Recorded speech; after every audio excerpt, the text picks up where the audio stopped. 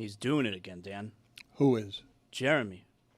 He's doing it again. He won't stop. Oh, my God. You're talking about how he won't shut up about how the Giannis stuff is all bigger than the Super Bowl? Yes. This is like 3 days in a row now, and I get it. Like the Super Bowl, okay, it's over a week away. I understand. And for that matter, the NBA trade deadline's, a little less than a week away. But, like, he's doing it again. He's trying to convince everybody that he literally just said, talking about Giannis, this is the biggest story in sports. And then he adds the caveat, it was Super Bowl too, but, he's doing it again. In his defense, though, obviously the Super Bowl is still a week away. We've got next week to really gear up and get ready and get real excited about the Super Bowl. But right now, stands to reason, Giannis is the biggest story in sports on today's Friday day. Very obviously the biggest story in sports today. Today. I'm just happy everybody showed up for work. I was going to be here no matter what. The trade deadline, though, is, as Zaz just mentioned, it's also a week away. 6 days away. And, there are a number of big stories in sports. We're not covering Denny Hamlin correctly. And also, Djokovic right now is brawling with Sinner. Like, if you like tennis right now, it's rare for sporting events to be happening while we're on the show. But Djokovic, as an athlete, has more titles, more majors than anybody. And when I say that, that's a staggering thing to say, given that he played against two other Djokovic's during his time. Like, Serena doesn't have as many majors as Djokovic, and Serena was not playing against two other Serenas at the same time. What Djokovic is doing right now, do you think, Mike, as we watch this, the fifth set of Djokovic and Sinner, do you think that Djokovic knows, like we know right now, that Sinner's better than him? Good job on the name. Almost stumbled, but you got through. I don't think that's good for my inner monologue. You got to understand the voice. You got to understand it. I didn't understand what you were saying. Okay. We'll work on it. Workshopping sounds. So just so I can get this right, we're deciding yesterday that 20 minutes of high Lucas talk is more interesting than Giannis, and that today, old Novak Djokovic and, quote, we're not covering Denny Hamlin correctly is more interesting than the Giannis stuff. That's our barometer here? Djokovic has done a lot more winning than Giannis. But fair enough. Fair point by you. Look at Djokovic right there. Look at that shot. Do you think that Djokovic knows Sinner is better than him? I think so. You think so? Yeah. So then why wouldn't he think he's going to lose here? How's this one? Well, I didn't hear what it's you gotta said. be different, man. That's more menacing. Okay, what do you want from me? But I did not understand my inner monologue. Everyone else did. It's gotta sound different. It's confusing if it's my normal voice. Right, but I still don't know what you said as my inner monologue, and it's going to be hard to do the show if I don't understand my own inner monologue. How's this one? I understand that you want to make it weak. But you made it sound I like think weak is the way to go. I understood. All right, so I don't whisper. You guys, I got enough voices in my head. This one's tough.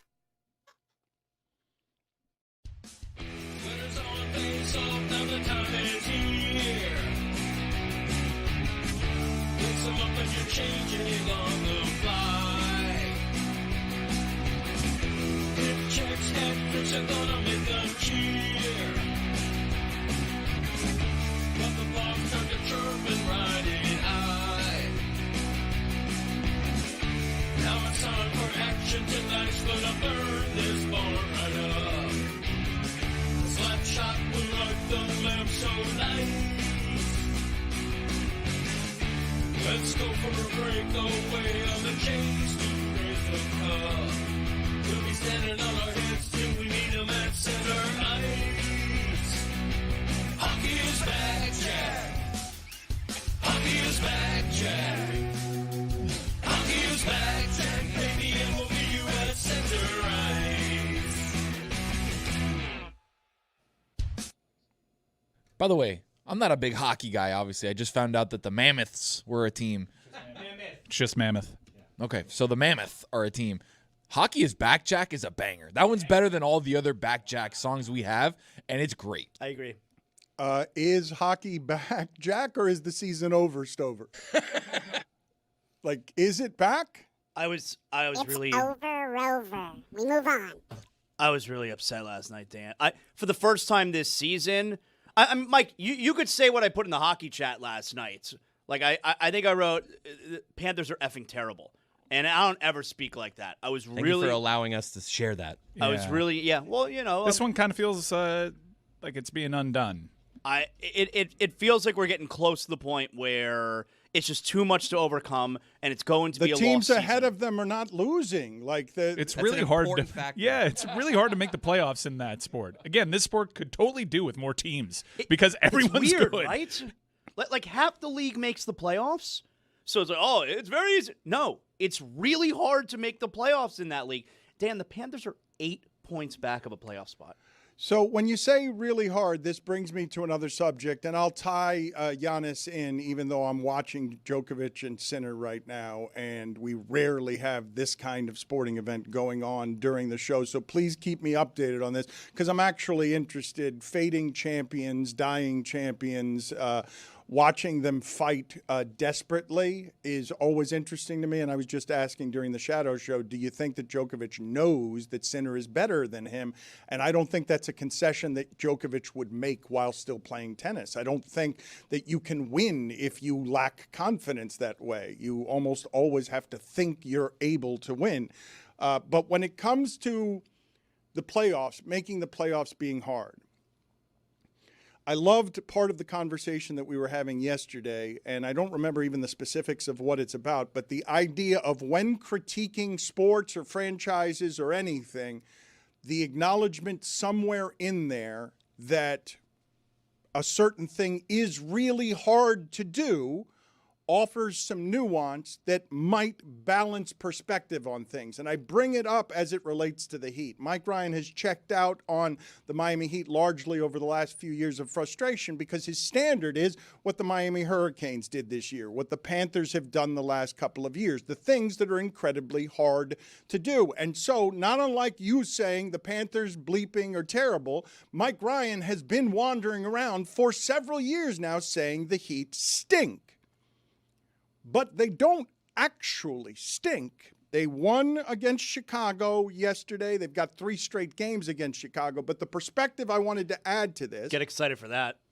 Well, here's the thing, right? Where they've set the standard is interesting on where things are hard, Zaslow, because no one here is going to get excited about that because of where they've set the standard. But when we talk about things being hard, the model franchise in this market, even with 2-time champion Panthers now no longer possibly being in the playoffs, for 30 years, 30, has been the Miami Heat.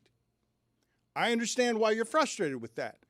You want to take a guess when I talk about hard, how things are hard. You want to take a guess how many franchises in the last 30 years in basketball have done more winning than the Miami Heat? The last 30 years straight. Go ahead and take a guess how many of them have done better than the Heat. Spurs, Warriors, Lakers.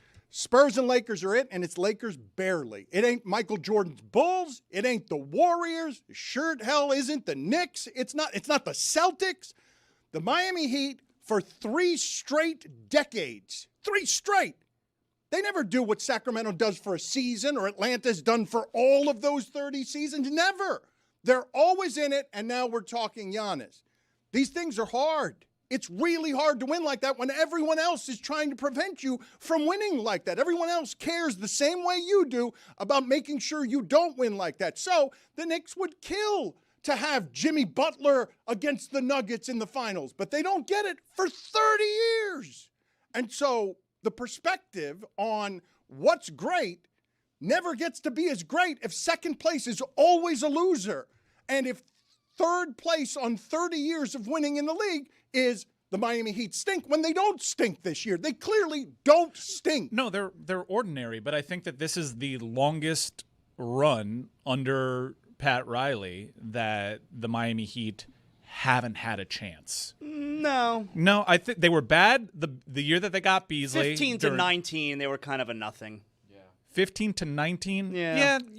Morning getting sick affected a lot of different things. Bosch getting sick because I And remember Bosch. dancing with an inflatable horse celebrating Goran Dragic, and they were a game away from making it to the Eastern Conference Finals and matching up with the Cleveland Cavaliers. So I think this is the most prolonged stretch on Pat Riley's watch that they've just been ordinary without a real shot at winning the title. And there have been some lean years. There have been number 2 overall pick years. There was that time where they were like the 5 seed in a bad East, and we were all wondering if we're wasting Dwayne Wade's prime, but you knew that you had that piece. Who's the guy that you build around right now? We've been talking ourselves into Bam. I think we've maxed out that ceiling. So I think the issue here is I understand that they're not a bad team, but in that sport, they're arguably the worst thing that you can be, mediocre for an extended period of time. But you're saying mediocre for an extended period of time, and I would say that's been the Magic for 30 years, and they had Shaq.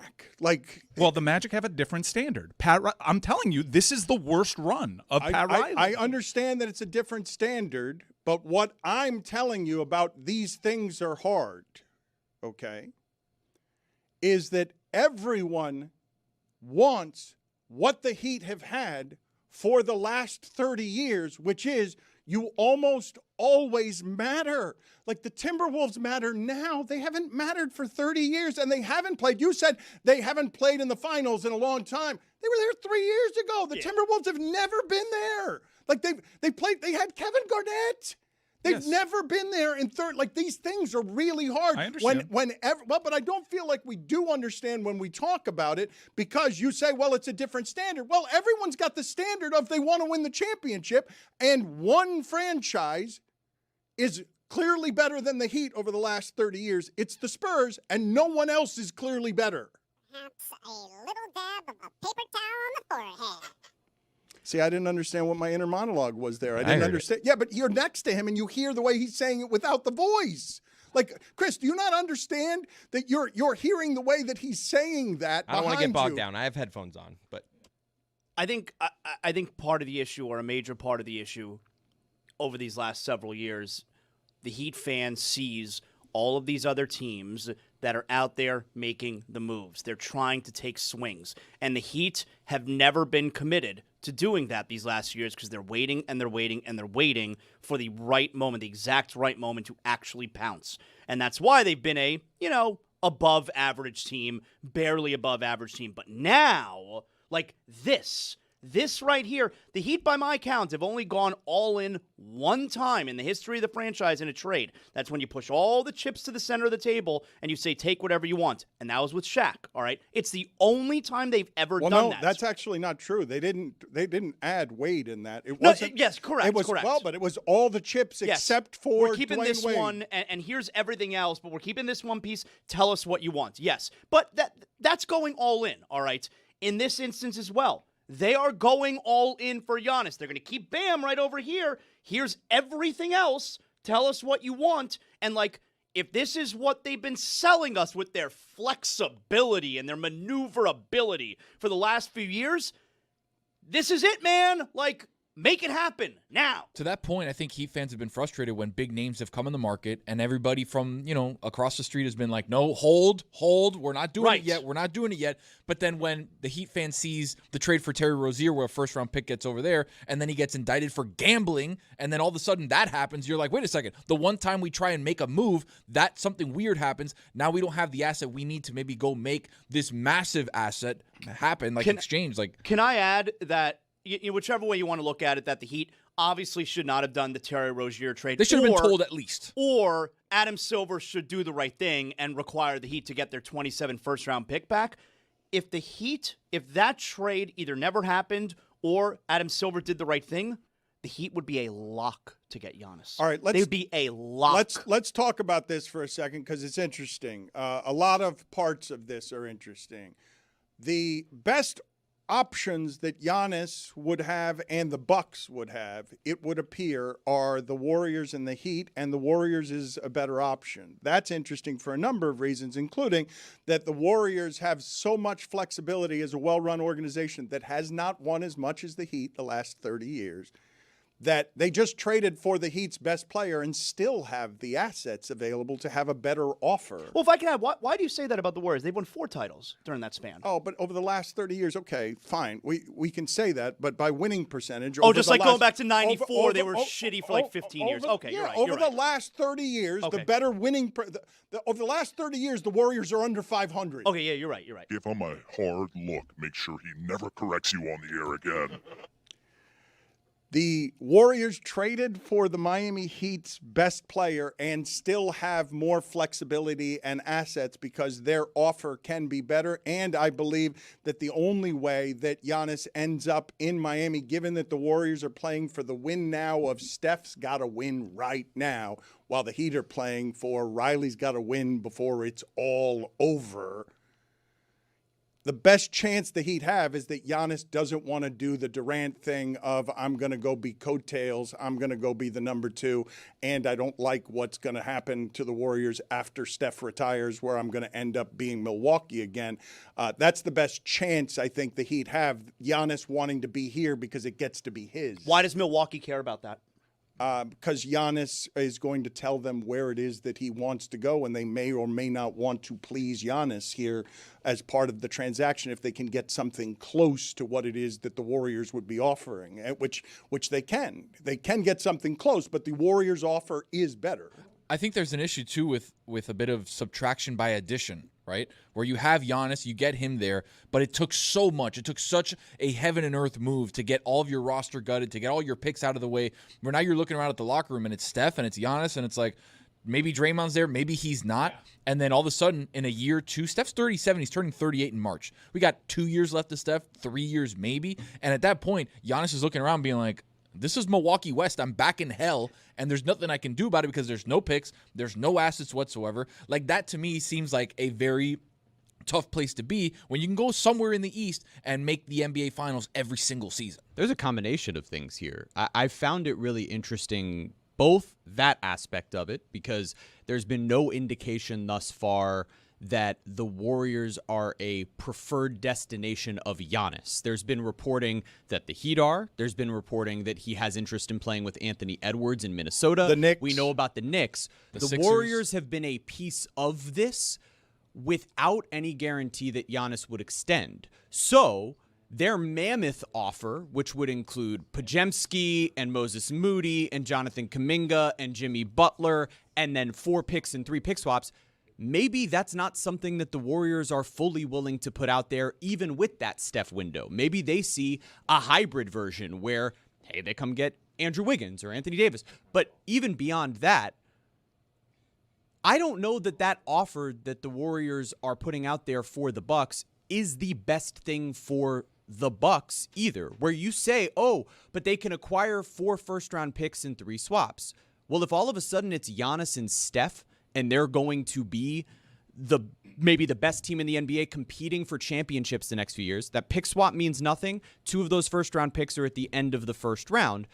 And you're looking at the Heat picks being in the future and delivering you a good young core right now. You get Ware and other supplementary pieces who are under 25 years old, probably an all-star level guard in Tyler Hero, who's only 25. You don't need... He's talking too much. You don't need to keep Get it winning. back to Denny Hamlin. All right, Denny Hamlin talk. Let's go. Was that Mike? Because that's what was going on in my head. Or was that Mike? Like that? Did that come out on air? I thought did you say that, or was that just? Can Jeremy hear me? Jeremy, will you cry if we don't get Giannis? Only if Terry Rozier isn't allowed to be moved, and that's the thing. I already put this out there Prevents for it. Can you Adam imagine, Silver. Zaz? I already Can you did this. imagine that? I already I'll laid it murder down. Pablo Torre. I already laid down the gauntlet. Adam Silver, if the Heat make a trade for Giannis, if they in theory they have a trade and it involves Terry Rozier's contract, and then you come out and say that you're not allowed to trade Terry Rozier's contract, I already dared him. You did. You double dog dared him at the end. I double dare you, Adam Silver, to cancel a trade for Giannis that involves Terry Rozier. I double dare you. Dan, that would be the most unprecedented thing ever, right, in sports, where Him going against my double dare? that and a gambling scandal where the team was not let under the They didn't know what was going on. Okay. Spit it out, Tone. Look how They didn't even need me there.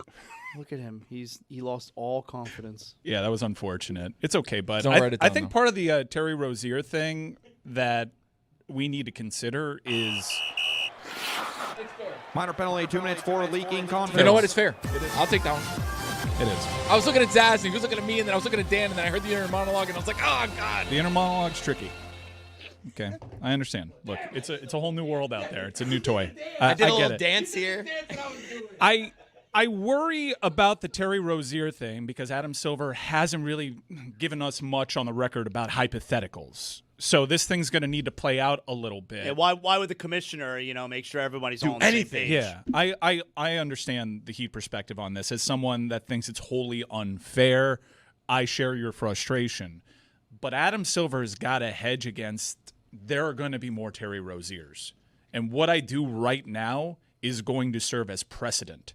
And it's a lot trickier than it appears just from the Heat perspective because you never know how this can be manipulated by other teams in the future. Wouldn't the precedent be let's make sure teams that know they have a player being investigated by the FBI discloses that information? Wouldn't that be the precedent? Zaslow, you're emotional about this, and I understand. Also, I need to tell everybody calm that down. the Zaslow double dare doesn't seem to mean anything. You double dared Berube the other day. Like this double dare, triple dare, it doesn't mean anything. You're talking tough, and it's just empty. But getting back to reading tea leaves and whatever it is that you love about the transaction, if the Heat are going to get back in this game. Why is Giannis's mom posting on social media photos of Giannis at the Miami Heat's arena? What is happening there on the tea leaf front? I understand the point that Tony was trying to make before he started leaking confidence. I don't know if you guys saw the Philadelphia game yesterday against Sacramento, but Embiid is going for 40 or Maxey is going for 37 or the reverse of that, and they're winning by 2 against Sacramento because Paul George is fumes of himself and Edgecombe isn't the same thing he was at the beginning of the season, and all of a sudden it takes what's left of Embiid and all of Maxey to beat the Kings by 2 because the shit's hard. Like it's hard to beat all these teams and build a complete team. However, the Miami Heat have in their history, I'm going to say that given the condition that Shaq was in with the Heat, even though they won a championship with him, have had only 2 players as good as Giannis ever. And whether he's hurt and whether you think he's old, that is a player that you have to get because the ones that you have are not good enough. And by your own standard, the highest of standards, Pat Riley, it's winning or misery. By your own standard, this team is playing for championships, and we know that this one's not good enough as is. They're going to play the Chicagos and the Atlantas and the Orlandos, and that's where they're going to be, and that isn't good enough. Giannis alters that. It's a player you have to have, even if you think he's injured, even if you think he's old. It's the kind of player you have to have because the Heat have only had 2 like that ever. And one of them is objecting on television, okay, to Rudy Gobert wandering around saying still again and again, if in 2013, if my team had gotten to the finals, we would have beaten the Miami Heat, and Dwayne Wade still not having it 12 years later.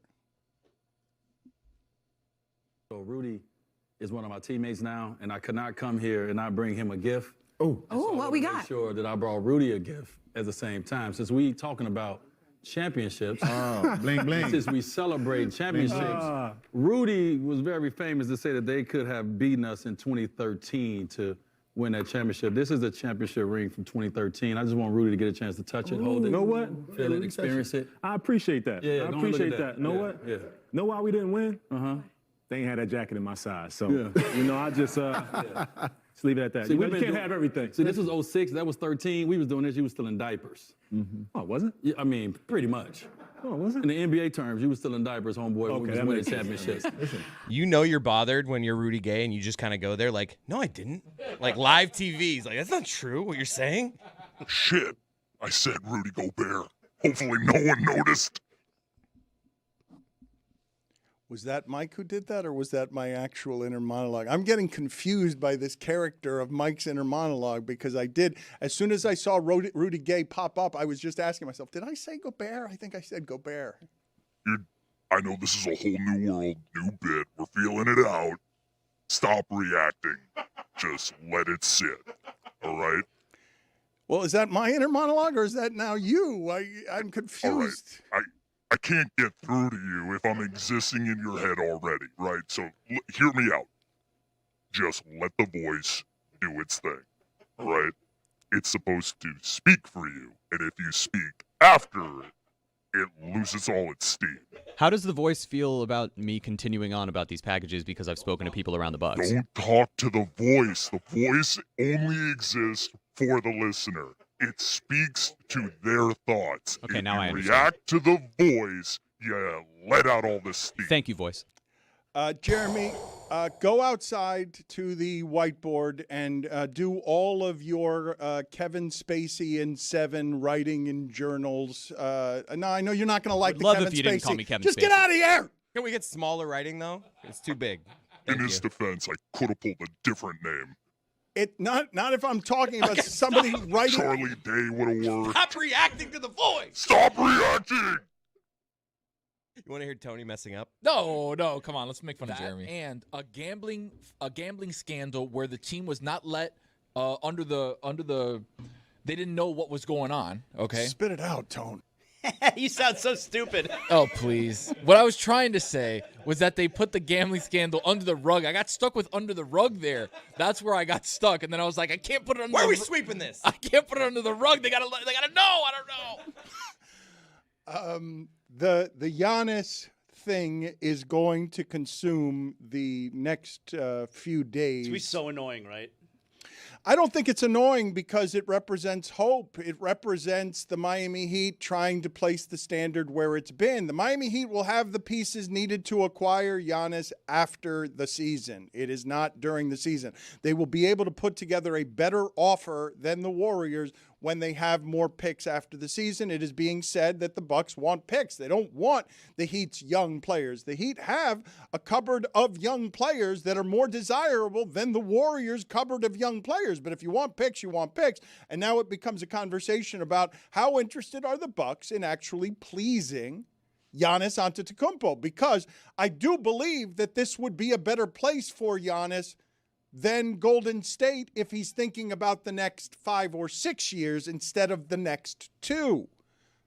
I also think we underestimate the ego of these people if you think it doesn't matter at all that Giannis doesn't want to be seen as going over. I think he's given voice to this. I think he was one of the guys complaining when Durant did this. No, man, I'm not doing it that way where I go and Steph Curry's team is I'm the number 2 and I don't get to be the reason we're winning. I'm just going to help Steph Curry cement his legacy, when I don't think that Giannis thinks that Steph Curry is appreciably better at basketball than he is. When I say, this might be blasphemy, what I'm about to say now, but I kind of limped up with respect and bias to saying that Giannis was the 3rd best player the Heat would ever have. And I walked past Shaq when I did it.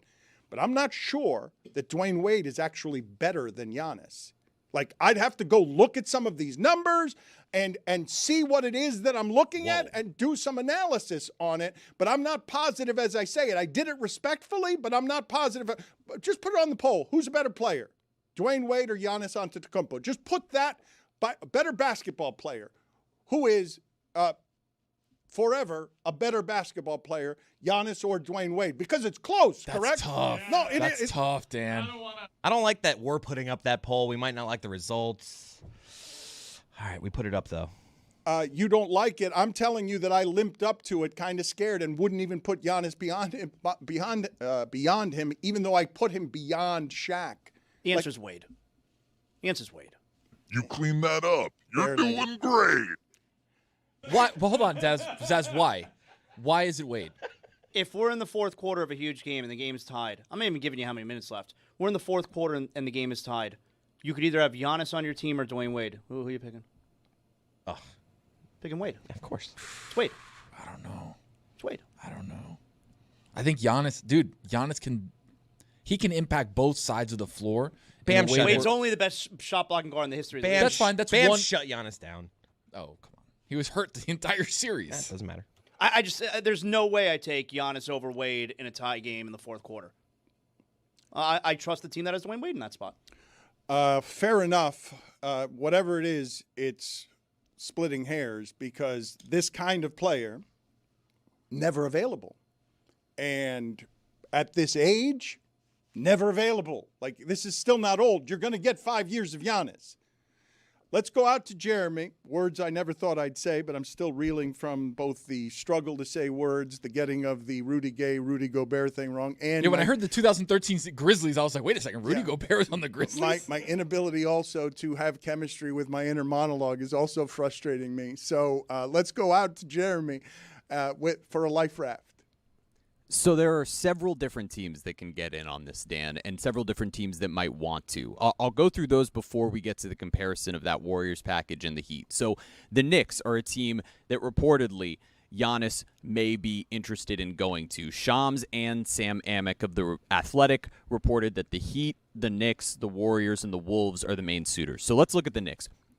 Chris Haynes says they don't have enough because what are they going to exchange in this package? They have Karl Anthony Towns. Would the Bucks be interested in Towns? Probably not. They don't have any picks they can make. So let's eliminate the Knicks from this conversation unless they can maneuver to get several future picks by completely blowing up their roster. I think that's an important point, right? Like, I think James Dolan, I think the entire front office is already kind of doing the math of, all right, if we can get rid of an auxiliary piece here and try and get more picks, maybe there's something to be done. Isn't it amazing, by the way, if I could also add the reason that the Knicks don't have any first-round picks right now to trade for Giannis is because of Mikal Bridges.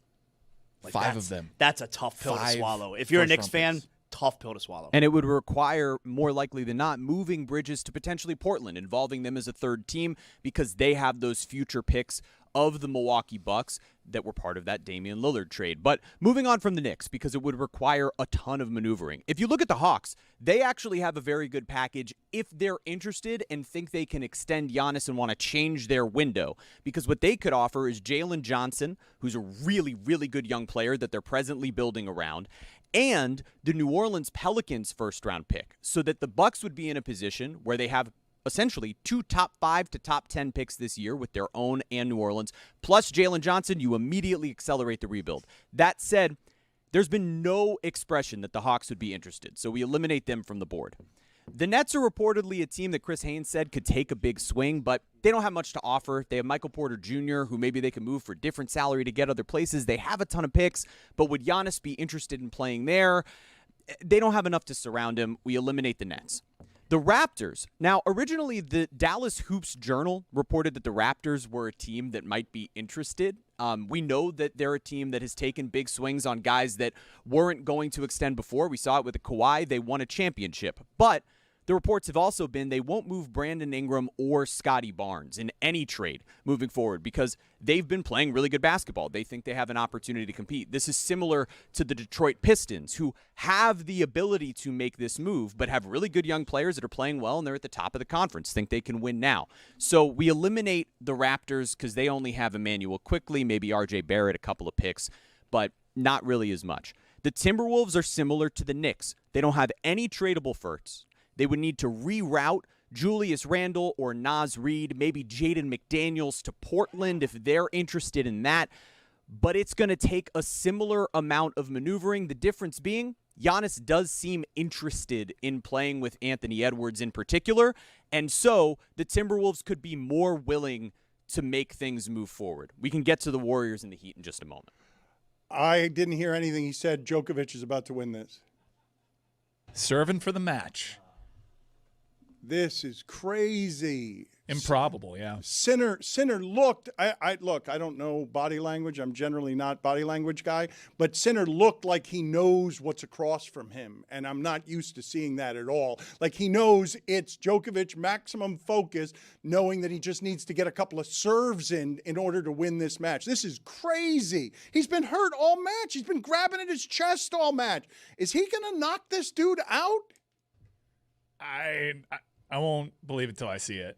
But that's a That's an incredible chapter in Djokovic's story. I just registered fear on Sinner's face, and I don't think I'm making that up because he knows what's across the net from him. Like, he knows who that is and what it means that he's got a serving advantage at this point in the match. And Djokovic has slowed everything down. Like, he's slowing it down, slowed his breathing down. He's been hurt all match. He's been grabbing at his chest all match. It's kind of crazy, the story arc of Djokovic. He had to chip away at Nadal and Federer, and then he became top dog, very clearly the best. And then the emergence of Alcaraz and Sinner.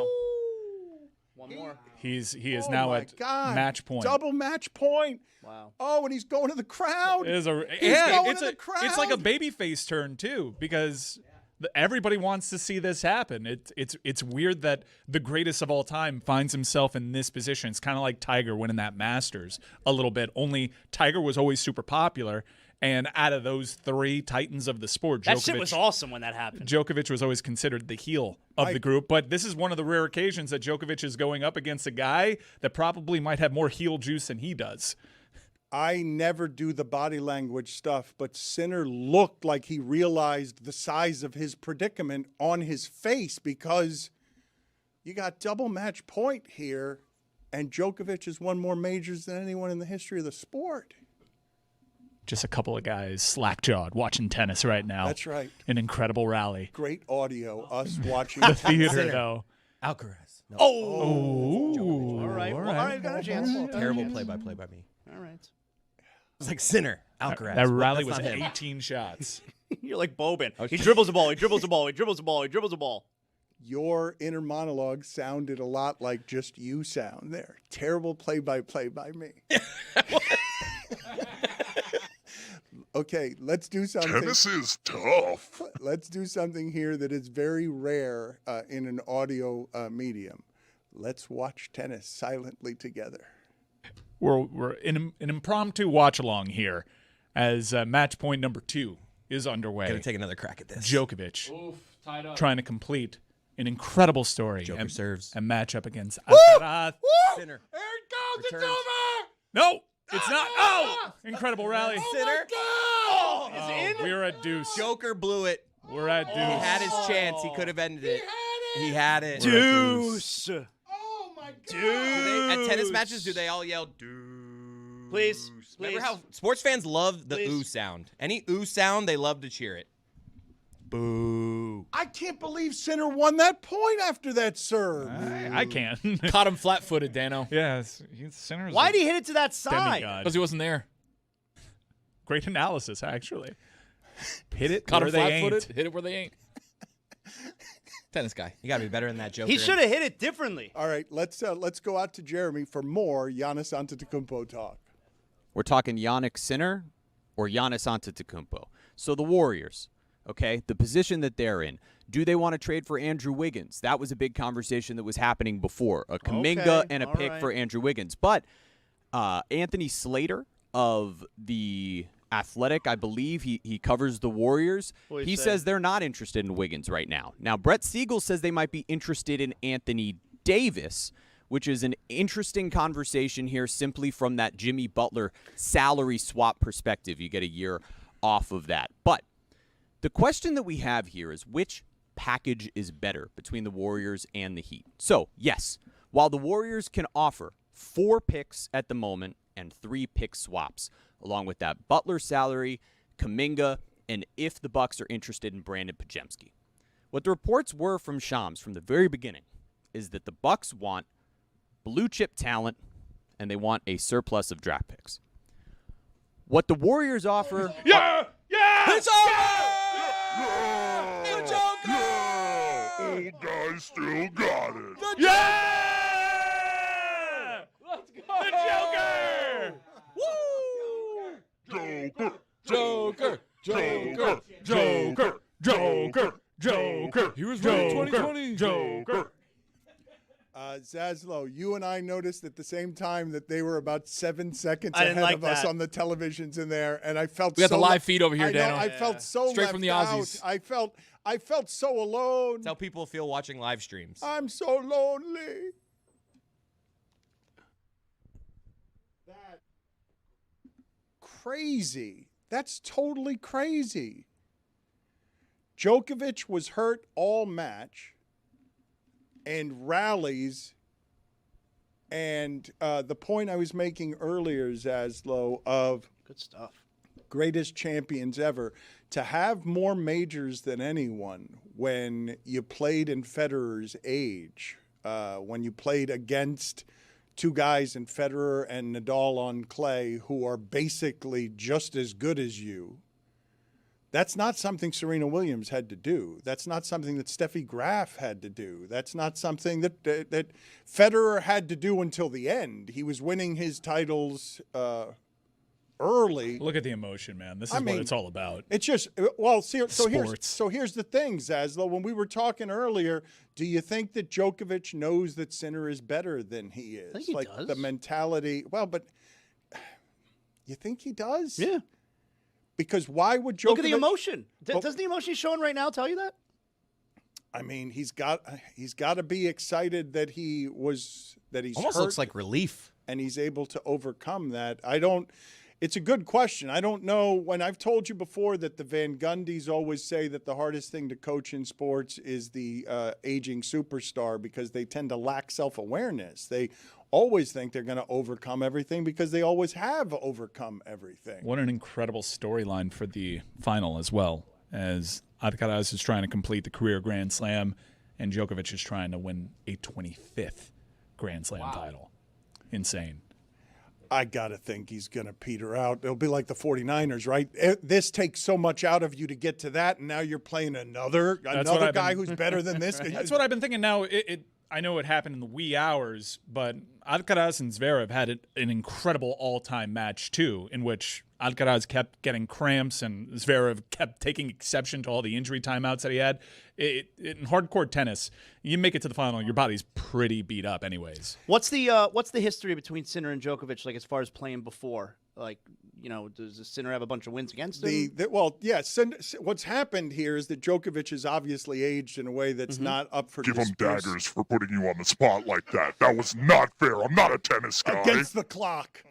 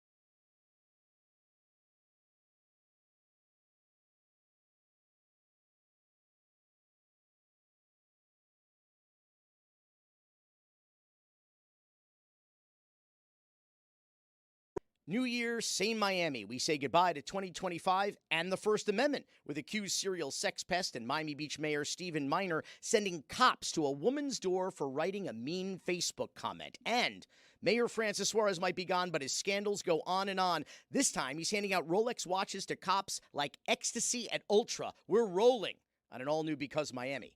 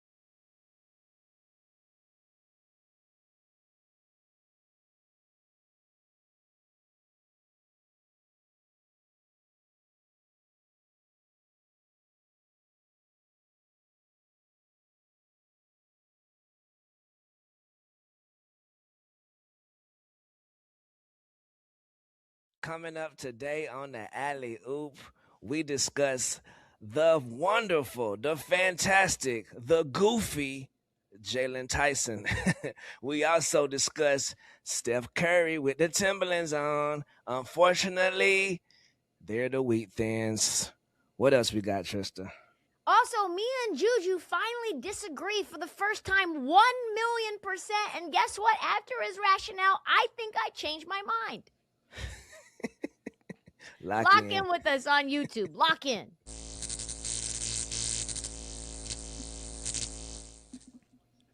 This episode of the Dan Le Batard Show is presented by DraftKings. DraftKings, the crown is yours. Dave Damashek is going to join us here. Football America is a really good show. He does it with the Fuentes brothers. It comes out on Monday and Fridays, and he has a lot of fun and weird and football history as well. So there's a wide net that he's casting twice a week on Football America. We will get to him in a second. But Jeremy, I want to go back to something here with Giannis. Jake Fisher has tweeted about the Bucks and their ask for Giannis. Quote, they're asking for the moon, one general manager told him Thursday morning, all of your young players and all of your draft picks. Now, Jeremy keeps saying to anyone who will listen that he is talking to Milwaukee reporters and they like the Heat deal better than the Warriors deal. But Milwaukee reporters are not the ones making this trade, and I don't think Milwaukee reporters get to be sources. Where is it and how is it that you arrive at the Heat's offer being better than the Warriors' offer, other than those Bucks reporters having opinions because they watch basketball? Because of what the Heat can offer and what the Bucks reportedly want, Dan. So they want blue chip prospects and they want future picks. The Heat can actually offer you both as it presently stands. There are two parts of this. The Heat can make maneuvers, sort of the move before the move, that can add more picks, and I'll get to that in just a second. But what the Heat offer right now, if it's every young player, it's Kel'el Ware, it's Jaime Jaquez Jr., who's a Sixth Man of the Year candidate right now at just 24 years old. It's Tyler Hero, an all-star guard turning 26, and as much as we all around Heat fandom are constantly downplaying Hero because he has been a piece that many people have looked at as the thing that hasn't gotten them over the top, he's a 26-year-old all-star guard who can't stay healthy. And the Bucks, what you have to remember in all of this, they don't have their future picks beyond this year. So while they want to tank the rest of the season, in order to build a core around the top-level pick that they're about to get this year, they need to assemble a deeper young core moving forward. And do you want to do that with Jonathan Kuminga and Brandon Podziemski? Or do you want to do that with Kel'el Ware, Kasparas Jakučionis, who was just a first-round pick, who's a 19-year-old point guard, Jaime Jaquez Jr., potentially Niko Jovic? That's something that can work for them. And the picks that they're going to get from the Warriors, if the Warriors are really good, over the next 2-3 years are all going to be at the end of the first round. So to me, when you look at that, and you talk about potentially moving Hero and Wiggins as the salary instead of Jimmy Butler, what you're dealing with is two guys who will be on expiring deals next season who are future movable players for even more first-round picks if you want them. Or Tyler Hero, you can give an extension, and he can be one of the pieces during this stretch. Do me a favor here. Howard Beck is saying the Lakers are involved. The writing is very small on your board, so I can't see whether you have the Lakers 7 font, I think. up there. But do me the favor real quick. With your back to us, just stand in front of the center of the board real quick. I just want you to stand in front of the center of the board. There's a reason I'm doing this. Just cover up the name of Giannis Antetokounmpo to the degree you can. And I want to ask everyone here in the room to try and spell the last name Antetokounmpo. Anybody? I want Damashek to give it a try as well. You're raising your hand, Zaslow. Are you confident about your ability to spell the name Antetokounmpo? Yep. You're confident. Damashek, do you want to give this a shot? Go ahead. Jeremy, you just make a buzzer sound as soon as Damashek gets something wrong. Go ahead, Damashek. Go ahead and try and spell Antetokounmpo. All right. A-N-T-E. I'm writing this as I say it. That's why I'm looking down. A-N-T-E-K. Nope. And Okay. Ah, wait, that was a slip. No. Ah, I know. Nope, you're out. Tony, go ahead and try and spell Antetokounmpo. ANTEUK. Nope. T, not K. Okay, Mike, you want to take a shot at Antetokounmpo? I'm not here to be deposed. Chris, you want to take a shot? Yeah, I want to take a quiz. Okay, Zaslow wants to take a shot here. Let's go back to Not going to take a shot, I'm just going to do it right. Let's go See back. if Jeremy can do No, it. let's go back to Damashek here. Let's go back again to Damashek. Damashek, go ahead and try again. ANTET. A 10. T. I mean E. No. E. Wrong a lot. All right, I'm out. GREK space FREAK. Go ahead, Zaz. You go ahead and take a shot at it. ANTETOKOUNPO. Ding, ding, ding. Dave's, That was Color me impressed. That was impressed. Look at him. Look at the swagger in Zaslow over here after getting all his words wrong for the last. I'm an excellent speller. Excellent You speller. can't speak, but you can spell. Excellent speller. Zaz in fifth grade. We had a spelling quiz every Friday, and me and Kristen Larson had not missed a word about 2/3 of the way through the school year. 0. And there was a perfect star for every time you got a perfect score on the spelling quiz. And then one spring day, Kristen Larson missed a word, and Damashek continued his streak all the way through the 5th grade. Never missed a single word in the spelling quiz. How about that? Claim to fame. It is amazing how much more interesting you found that than the rest of us. Also, despite a lack of raw foot speed, in Little League in 3 seasons, 34 for 34 in stolen bases. How about that? So you were a smart. Color me impressed. All right, put it on the poll at Le Batard Show. As a base stealer, was Damashek a good speller? At Le Batard Show. Cunning of a mongoose. Let me tell you this very quickly, because I know you like to interrupt, and I my time is short here, and so I'm going to get it all out as quickly as I can. First of all, best football movie ever. All the right moves. Shout out to Lethal Weapon, a fun little football scene. Spit it out, man! Spit it out! Zaslow and I talked about. I was right about QB wins. Take that, Mina Kimes. Try to grapple with the fact that your hero, Sam Darnold, now is burnished his legacy for all of time by winning that game. Make sense of that one. Best TV show to rewatch is The Simpsons. Curb Your Enthusiasm is better than Seinfeld. How about them Penguins? And I need to confess, I did not vote for Bill Belichick for the Hall of Fame, mostly because I don't have a vote. Put it on the poll at Le Batard Show, mostly, huh? Is Curb Your Enthusiasm better than Seinfeld? I don't know what the mathematical odds would have to be against the idea that you'd have 2 running series so popular that Curb Your Enthusiasm could end with fixing the Seinfeld ending, because you have 2 series involving 2 characters that can rewrite a joke that is 12 years old. Like, the odds against that are crazy. Let's talk about something else that the odds are crazy against. Your interest in this Super Bowl. Ostensibly, if I were to not give you these teams and just simply say, we have in front of us the most unlikely Super Bowl of all time. There's never been a 60-1 and an 80-1 odds teams facing each other. Everybody would be excited about that in the abstract. Why are they less excited about that in the actual? Well, because you were getting at it about 10, 20 minutes ago, Dan. It's about who the champion has to go through to become the champion. It's the competition around you. It's Ali being in the same era with Frazier and with Foreman and Norton and all the rest of them. The reason I hold up the Pittsburgh Steelers as the greatest dynasty of the Super Bowl era is because of the competition around them in that era. The 70s included the mighty Miami Dolphins, the Dallas Cowboys, the Oakland Raiders, the Minnesota Vikings, the Rams were real good, and so on. If I told you or asked you to make a list of the 10 or 12 greatest teams of the Super Bowl era, I just named roughly a third or half of the teams that would make that list. And who stood head and shoulders above them all? The Pittsburgh Steelers, 4 times out of a half dozen years. That's what makes them great, is the competition.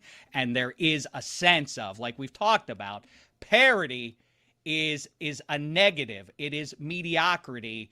It's just a synonym for mediocrity, is parity. And only, thank goodness for Woody Johnson and for Jimmy Haslam and their ineptitude, or otherwise it would just lay bare the fact that this is just basically a communist operation where every team's number eventually comes up. This is the best argument I can make on behalf of the Patriots winning this game. Tell me if you have a better one. The best argument I can make is you weren't watching football all season if you think Darnold has been the last 2 games what he was over a 10-game stretch toward the end of the season. The San Francisco 49ers were broken, and the Rams' defense is bad. So there is the possibility that the Patriots' defense can actually make Sam Darnold look like Sam Darnold again.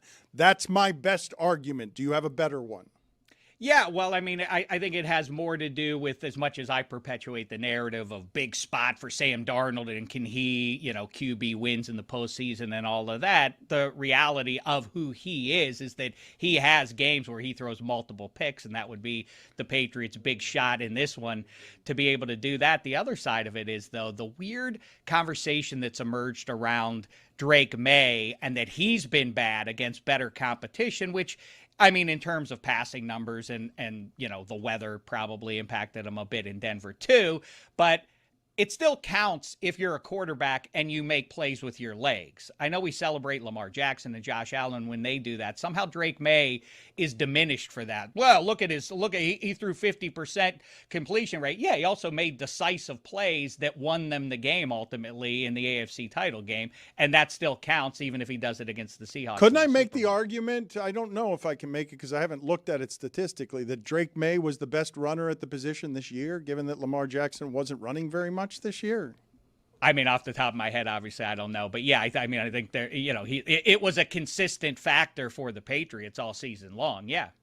Because Justin Herbert was great at a necessity running for his life the last 5 games or so, but Drake May did do that all season. So if certainly on design runs, I think Herbert had so many scramble yards. Drake May has a ton of scramble yards too, though. But if I give you a quarterback in one game, answer me this question, okay? Do you want Sam Darnold, or do you want the quarterback who's the best deep ball passer in the league and runs better than anyone else in the league? Ooh, that is a great question that I haven't considered.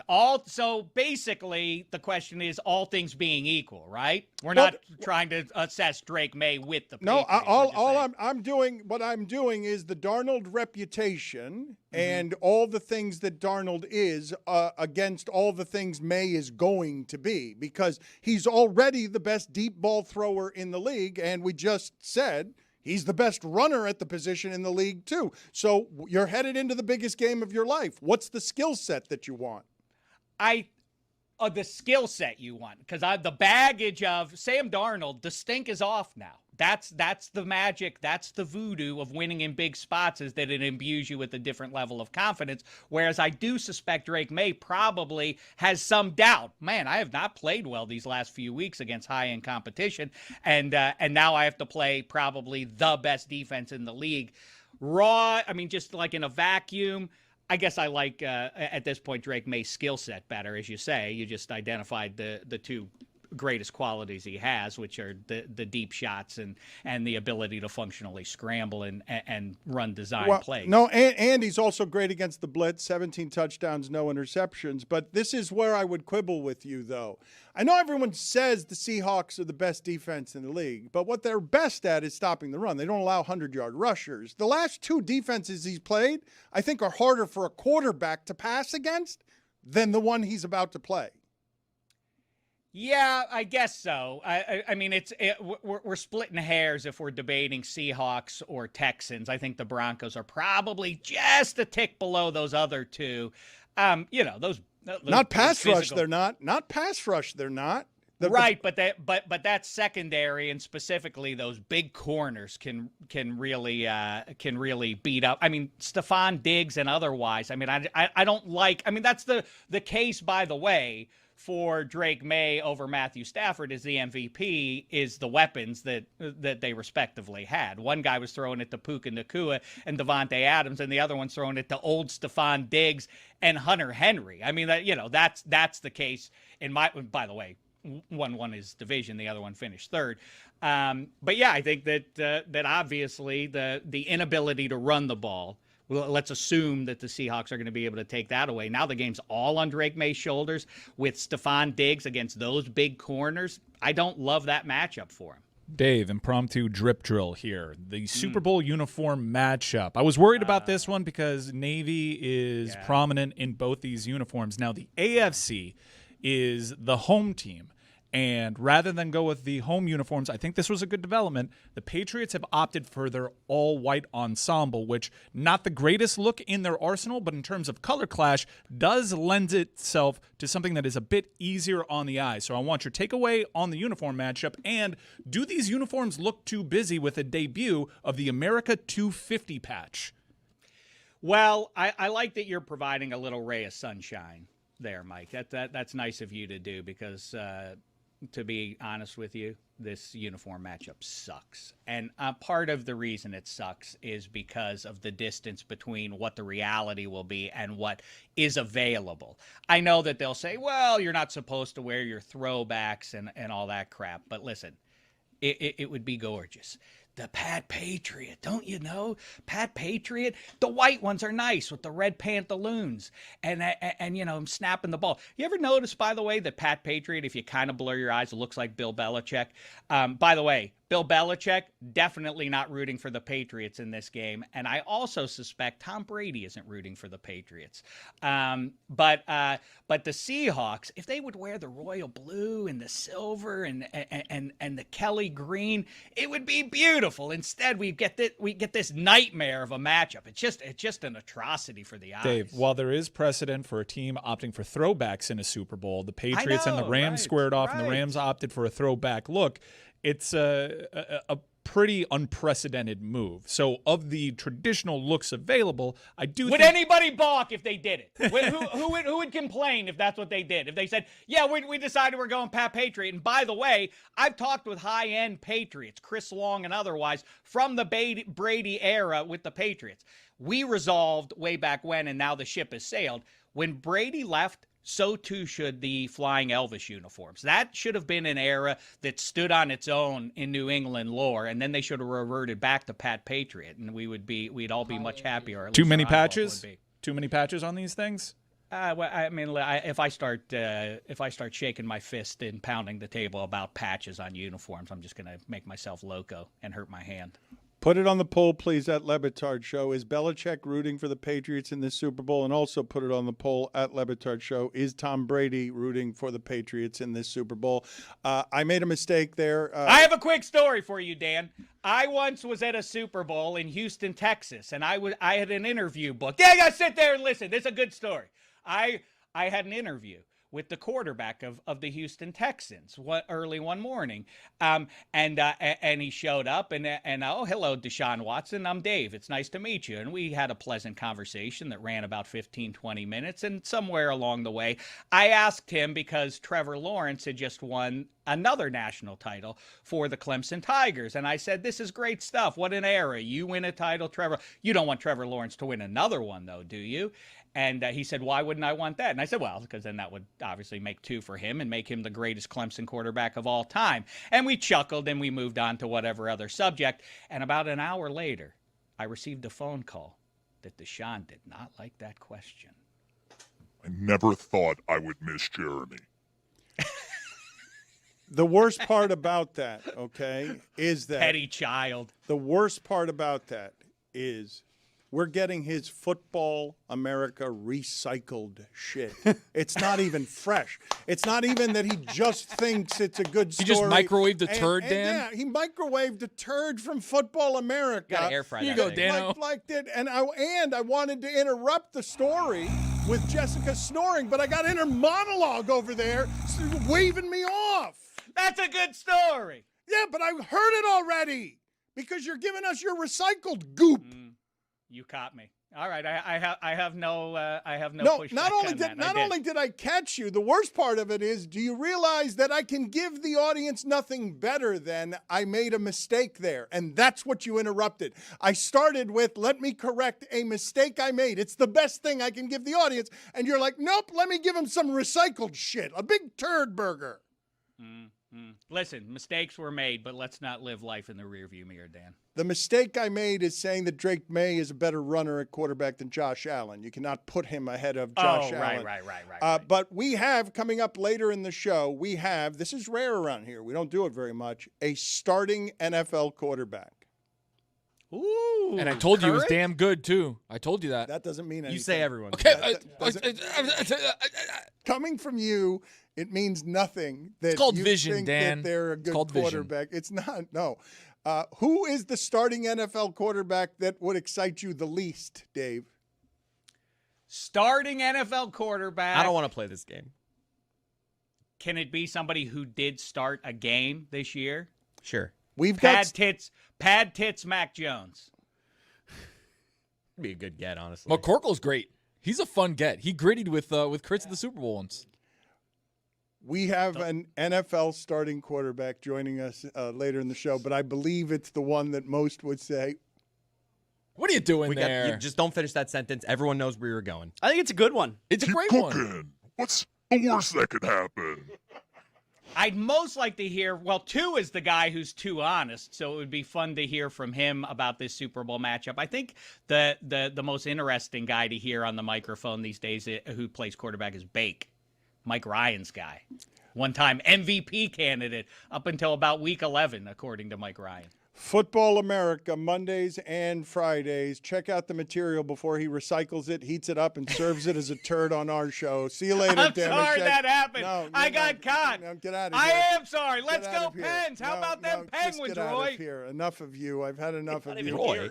Roy, what are you're talking to Roy? It's not Roy's even not here. He's hearing me. Wherever he is, he's hearing me, and he knows the truth. Look out for 87, everybody. Florida Panthers, indeed. Chris, I'd like to ask you a question, just curiosity, as someone who cares about how this show sounds. Dave Damashek and his general peaking at the beginning of this, screaming at us in a way that distorts all our microphones. How did you feel? That's on me. I need to be better there with the levels. Okay, that's on you. All right. I need to know when he shows up, put it to half. Okay. Mike Ryan, where were you last night? What were you doing last night, and how fun or not fun was it? It was plenty fun. I was at a championship celebration. Miami has won 4 pro sports championships in the last 12 months. We are Titletown, USA. Can you count them, Dan? You have Inter Miami. You have the back-to-back Florida Panthers. You obviously have the Cyclones in Battle Court. And you have Miami 305. The big 3 champions. Mario Chalmers hit the game-winning shot in an iconic final. Ice cold. All right? 4 championships in 12 months. We're not often associated with the title of Titletown, but we went to Coconut Grove, right next to your old stomping grounds where you got arrested that one time by Barracuda, and we celebrated with the big 3 champions, Miami 305. And if you're not familiar with the roster, great South Florida sports luminaries and Lance Stevenson. Howdy, everyone. It's Mike Ryan, Tony Kaladiud, Sean McGill. Approximately 75% of all tall Cubans are here in Coconut Grove. We are here to celebrate Miami 305, Big 3 champs, Miami's Titletown. Make some noise for your 2025 Big 3 champions of your Miami 305! Let's go talk to some champs.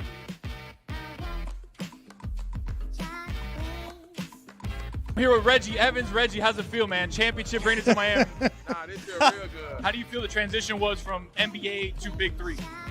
Oh, it wasn't too bad, you know what I'm saying? Because we done played the game for so long, so we know how to adapt to anything. Yo, my man, a champion mascot. Here you go. The only flamingo to never skip leg day right there. What's the name? Fling. What's Miami without a fling? You got the best nickname in NBA history, Born Ready. Where'd it come from, and how do you feel about it? All right, my name came from Rucker Park. Bobito gave me Born Ready, and I stuck with it since Now, hey, look, we still got it, baby. You played Miami so much in the playoffs in the NBA. Now coming down and bringing a championship down to Miami, how does it feel? Oh, man, it feels great. I mean, we was a rival team, but, I had to get down with the Miami squad, and we got the ring, so. All right, we're here with the greatest number 6 in Miami Heat franchise history. The man. He's not only won an NBA title. He's not only won an NCAA title. He's not only won a Big 3 title. He's won a FIBA Champions League title. He is a 4-time champion all across the globe. That gets you in the Hall of Fame, Mario Chalmers. Do you agree with that? And do you agree that you are the greatest number 6 in the history of the Miami Heat? I agree with the Hall of Fame. I definitely think I should get a nod, but the 6 you got to get at the bronze. Come on now. All right, we'll settle for the greatest number 15 in Miami Heat history. All right, so obviously we're recognizing champions here.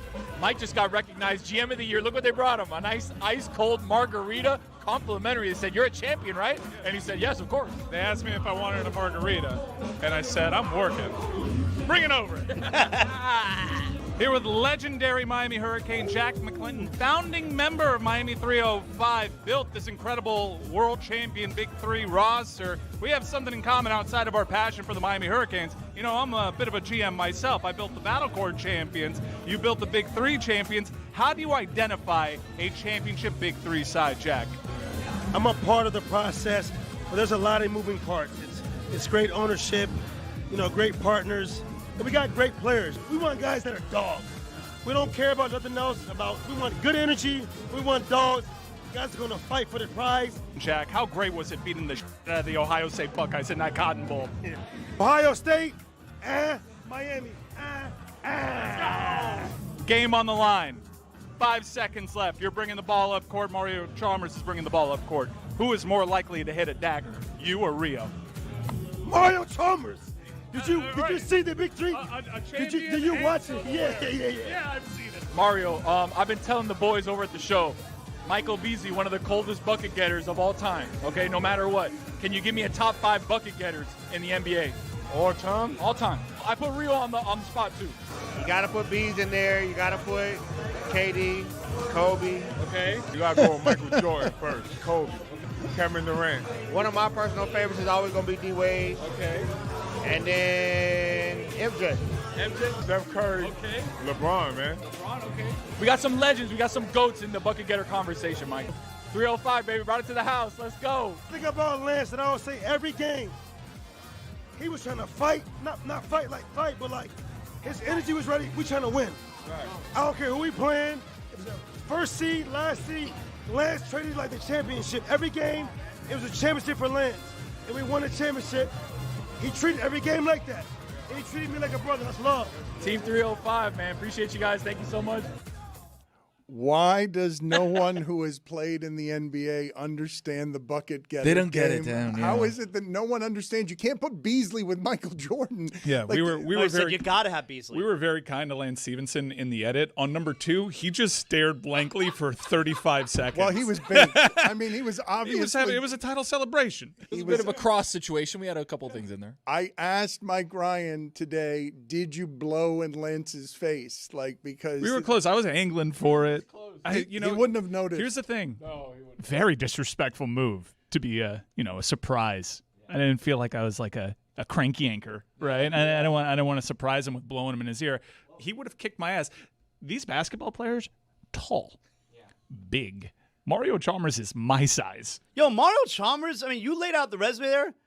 Dude's one of the all-time winners. I actually shorted him because Does he's a nothing but multiple-time NBA champion, and he also won a Greek league. And for 2 of those titles, he hit the shot that won the title. He's won at every level. If it's the Basketball Hall of Fame, legendary Kansas Jayhawk has his jersey retired. He was serious when he said that. Dude, Why not? he has a good argument. When you look at what he's done globally, find me a bigger global winner than Mario Chalmers. I know this sounds funny, but you think so? I know so, but I can make a logical, sound argument that he deserves to be in the Basketball Hall of Fame when you look at his career on the whole, because I can't name a bigger global winner. One of the things that was funny about that conversation with Mario Chalmers is that it's as humble as I've ever heard him, merely saying that, yes, I should be in the Hall of Fame, because he finally conceded, well, LeBron as the number 6 is probably the better player. 15, I'll take that. I have not heard him say that, though. LeBron would make fun of Mario Chalmers all the time for thinking that he was as good as LeBron. Like, that's not a concession Mario Chalmers, I haven't even actually, even though it's obvious, it's not a concession I've heard Mario Chalmers make before. I had a private moment with Rio in which I also coined the nickname Rio 5. I pulled him aside. I was like, hey, your second go-around with the Heat. A lot of fanfare, but you never saw the court. I still hold resentment against Spo. I don't even remember that. Mario Chalmers signed like a 10-day. DMP. And he never got in a game, and he never gave us Heat fans that one last Rio bucket. I have no recollection of that. Speaking of basketball players, when I talked to Reggie Evans, me and him shook hands, and his hand was like from the tip of my hand to like my elbow, and then I touched him in his back, and I was like, Jesus Christ. I don't know how anybody ever got a rebound against Dude, Reggie that guy Evans. is solid. That guy's like a grizzly bear. So you guys are really surprised that a great rebounder in the NBA would be big and strong? He's actually kind of like undersized for He how was. He good a wasn't that much bigger rebounder than I was. he was. I wasn't surprised that Reggie Evans was imposing. I wasn't surprised that Michael Beasley was big or Sean Williams. Lance Stevenson doing that stuff on the wings, being one of the more athletic guys, that was a little surprising to see like his size. But the one that really shocked me the most was I had no idea Mario Chalmers was my height. He's like 6'3". I mean, he's one of the little guys on the court. Well, there are a number of ways and times that people get surprised over my lifetime over the size of people. Peyton Manning and Tom Brady. People are often surprised by how big those two people are. This one is funny. Shaq, it's always surprising to people. And I don't understand how that one is surprising to people, but it's always surprising to people how large Shaquille O'Neal is.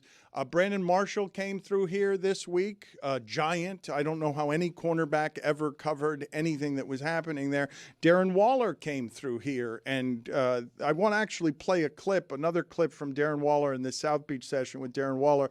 For those of you who may not be interested in Darren Waller or even the Dolphins, this is a human being whose journey has been interesting, and he's wildly introspective about some of the things that he's had to do in order to keep himself mentally sane. And one of the things that he has had to do is going to be played in a clip here. I urge you, if you really want to know that there's a human being inside of some of those uniforms, Darren Waller in this South Beach session was interesting for a lot of different reasons, but one of the reasons is how he copes with addiction to things and an addictive personality. I saw somebody on TikTok, they put in the term, I guess the term is called raw dogging now. I guess it used to always just mean like sex with no condom, but now it's like no internet. Now it's like having time in your day where they call it raw dogging life. So it's like time where it's like I set a 30-minute timer and put my phone down. I just sit there because like a lot of what my makeup is just like the next high, like the next thing, like something to get me out of sitting with things. And so it's like that 30-minute window of just like absolutely nothing. Not even meditation. It's just still with yourself and be comfortable with yourself, even if it's uncomfortable. Do not get distracted. Right. Meditation is outside of that. What are you smiling about, Zaslow? I mean, if I just sat down for 30 minutes doing that, I'd fall asleep. I mean, how do you stay awake? Just pass out. I'd probably jerk off. Forgot to do the inner monologue button there. I said what I said. That would be great. And I stand by if he it. attached that to me as the inner monologue.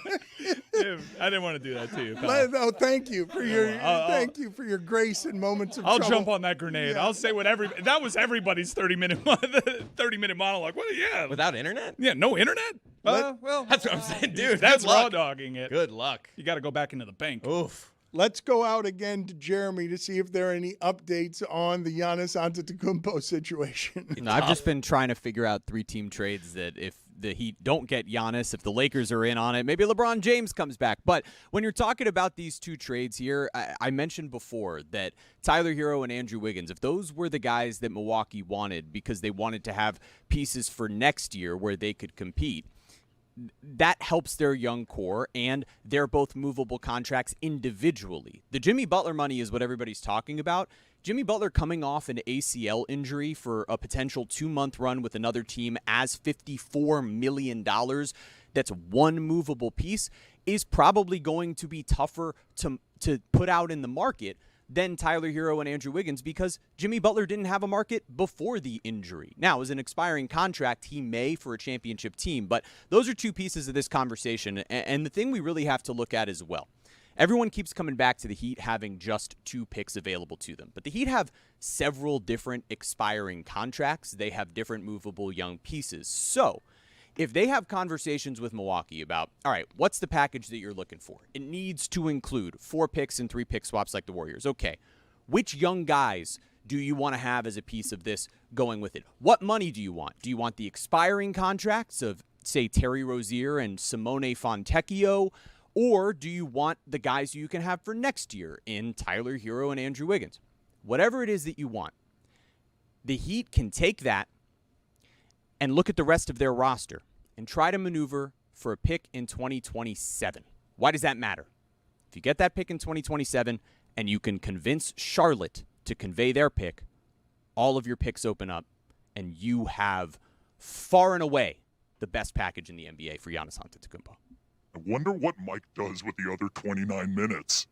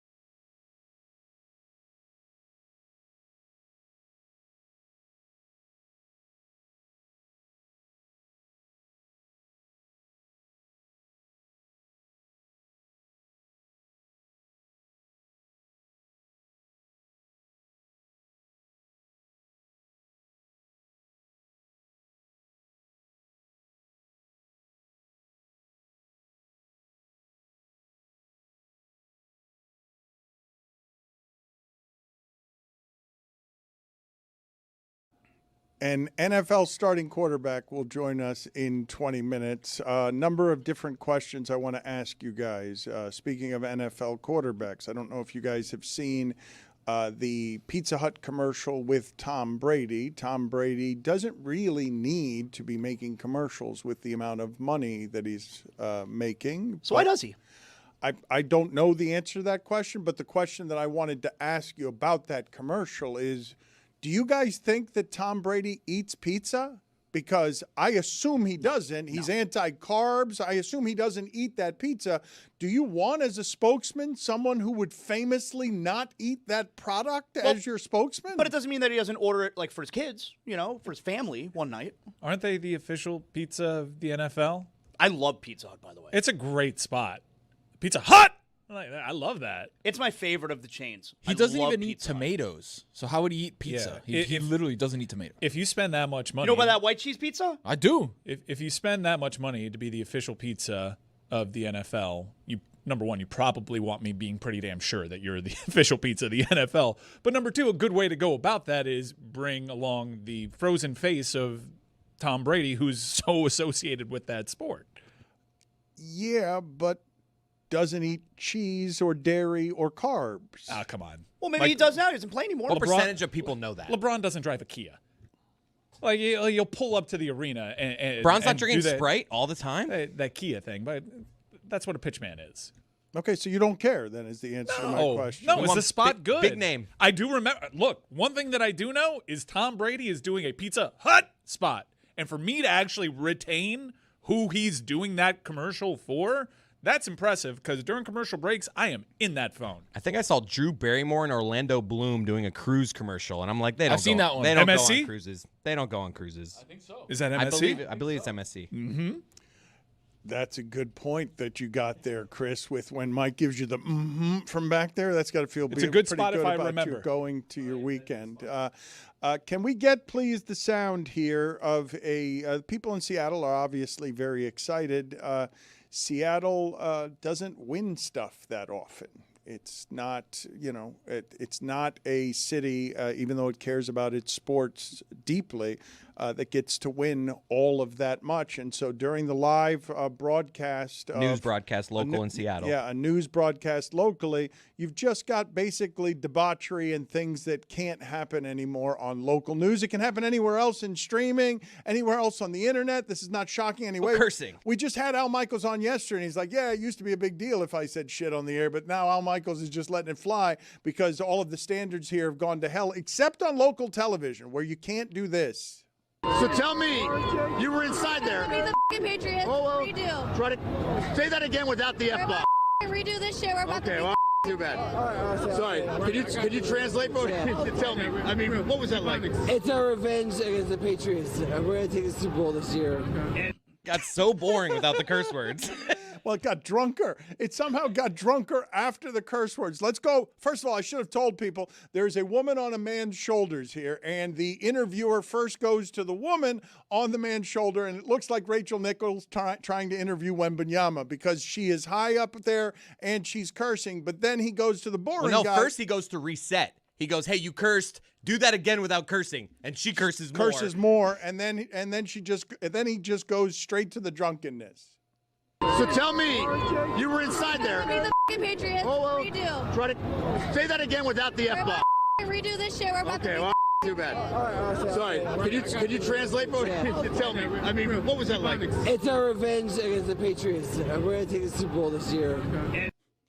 Drunker and more boring. Lance? More baked than Stevenson is what I was just about to say.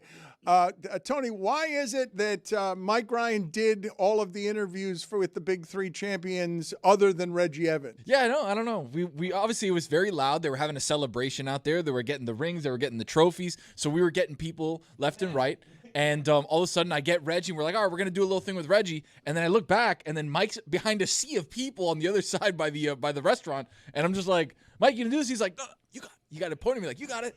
So I turn up to Reggie. Reggie, what do you think about the NBA and just transition to the big three, huh? I like to build up my teammates. Why couldn't you get Beasley? I hogged up all the time with Jack McClinton. I was got to get my boy some reps. Why didn't we get bees? Good question.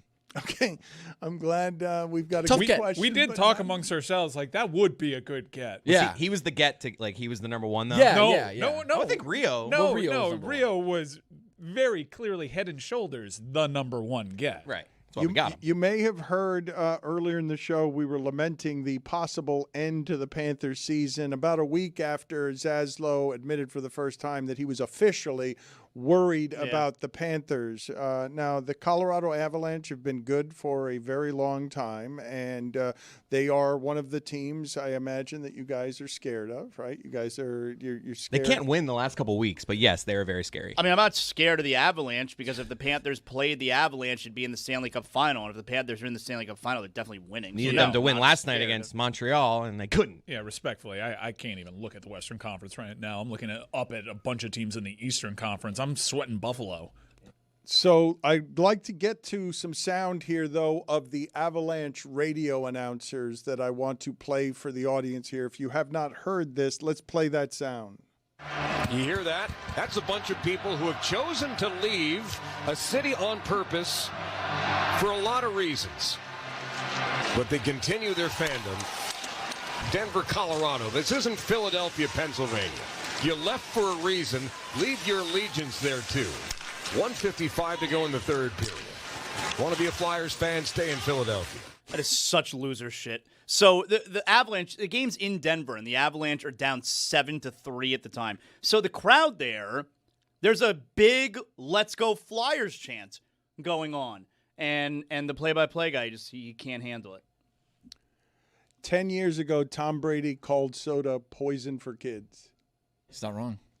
I don't think he's giving his kids pizza, though. I don't think that that's what's happening. Incidentally, I should say, can you guys get for me the Mystery Crate video and sound? Zaslow, while he has a soda drinker's body, he has never tried soda before. And on Mystery Crate, Oh, you got to tune in this week. they had him try an assortment of things that he has not tried before. I don't want to ruin what's going on here on Mystery Crate, but can you tell me what this clip is, Chris, that we're going to? Which is the soda that he's trying in this clip? Do we know? It's kind of like in this clip, we're having him guess because he's never had Dr. Pepper or root beer. Like most people would know those flavors, so we put two I have cups no in front idea. of him and we let him figure it out. So let's play it.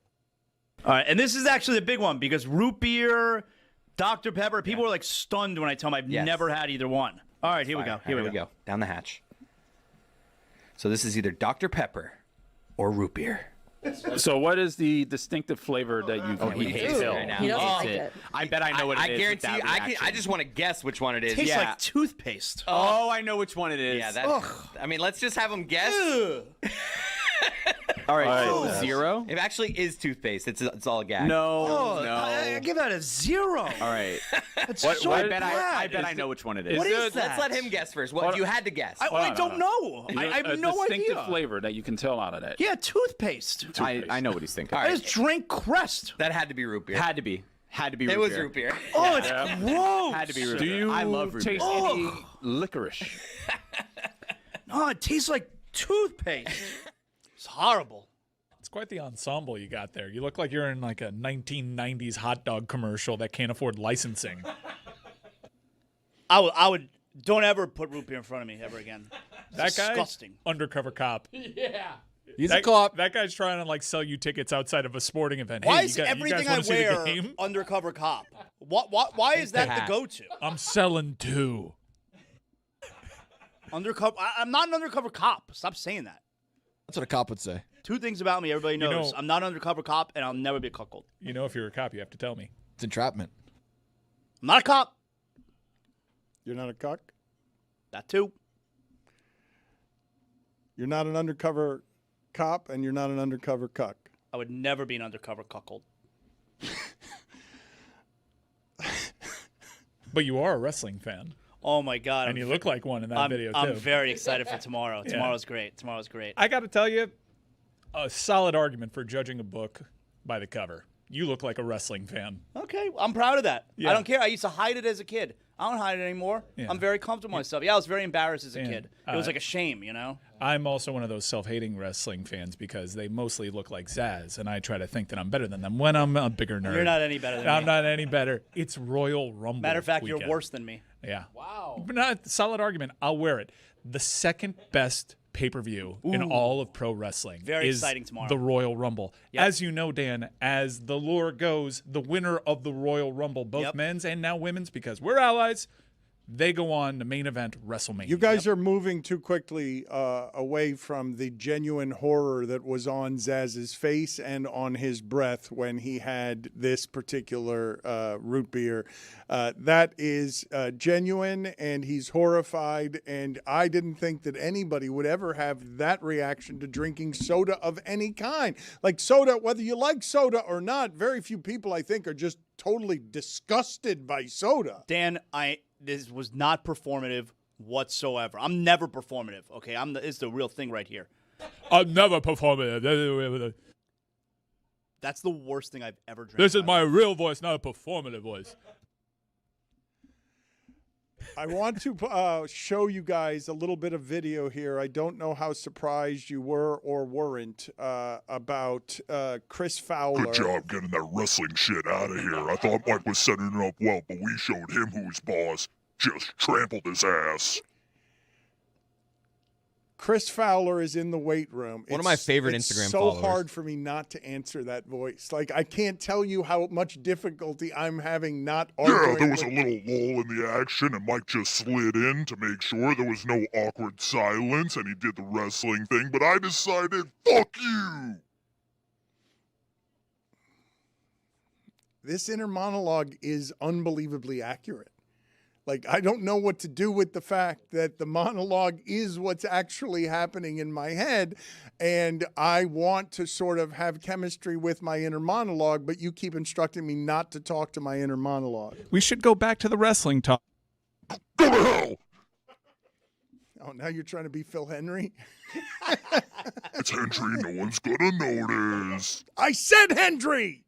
You said Henry. Play it back. Someone clip it.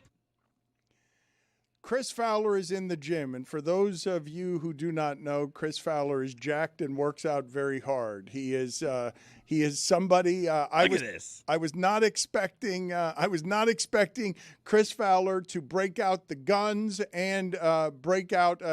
He's going to be doing squats here, I would imagine. His mouth is open. He is working very hard in the weight room. How old is Chris Fowler? He's about my age, is he not? I think he's 60.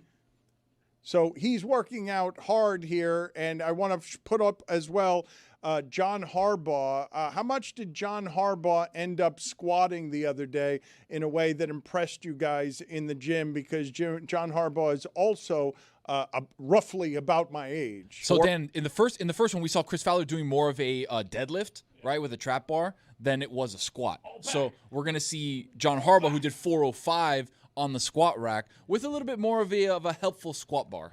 And you guys were all impressed by this, right? Of course. That John Harbaugh, how old is John Harbaugh here? Because this is 405 pounds. And yes, thank you for that correction. That shows you some of my gym ignorance. If the inner monologue was working correctly still, it would say, fuck, he doesn't know the difference between a deadlift and a squat. What a fucking idiot. He allowed everybody in the entire audience to make fun of the fact that he never goes to the gym. I thought you didn't want a whiny voice. John Harbaugh at 405. How impressed were you? He's not 405 years old, 405 pounds. How impressed were you by him? Maybe I should have done the wrestling thing. John Harbaugh is 63 years old. Wow. So is Chris Fowler. Wow. Synergy. He's so slightly younger than 405. That would be really impressive. At 405, What? All right. Love a good spotter. Put this on the poll, okay? More impressive, squatting 405 pounds at 65 or squatting 65 pounds at 405 years of age? Good point. Because I really did have John Harbaugh being a lot older than he was when I made him 405 years old. I have one more feat of strength for you. It's Deion Sanders. 58 years old, banging out 245, 8 reps on the bench press. Told one of the kids, hey, get out of the way. Watch how daddy does it. That's a lot for a Deion lot. Sanders. I do not think of upper body strength. When I think of Deion, I think of him as being upper body sort of small and weak. What's upper most body. impressive here? That's down to the chest, baby. That's old man strength. Tony, what are you most impressed with? of these three? 245 pounds, free bar is heavy as hell. So and if you're 58 years old, it's really tough, especially when you don't really have a lot of great balance. I'm going Harbaugh. That was my most impressive of those three. Let me see that again, though, because even though I am clearly showing off some of my gym ignorance in making a deadlift a squat. Wait. So, okay. So I thought I thought that was just 225, but he's got more than two. 45 He's got two caddies on plates. each side Yeah. plus a 25. Do you guys know why the 45-pound is called the Cadillac? I do not know that. The answer to that. Do you guys It's the know? biggest why? and best, baby. Is that why? It's a good reason.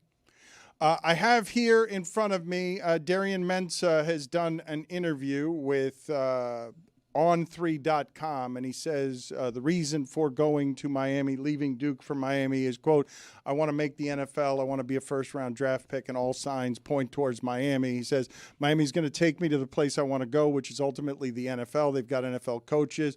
Coach Shannon Dawson, what he does with quarterbacks, his track records is pretty amazing, and it's something I wanted to be a part of. And Barry Jackson writes, UM has found the formula.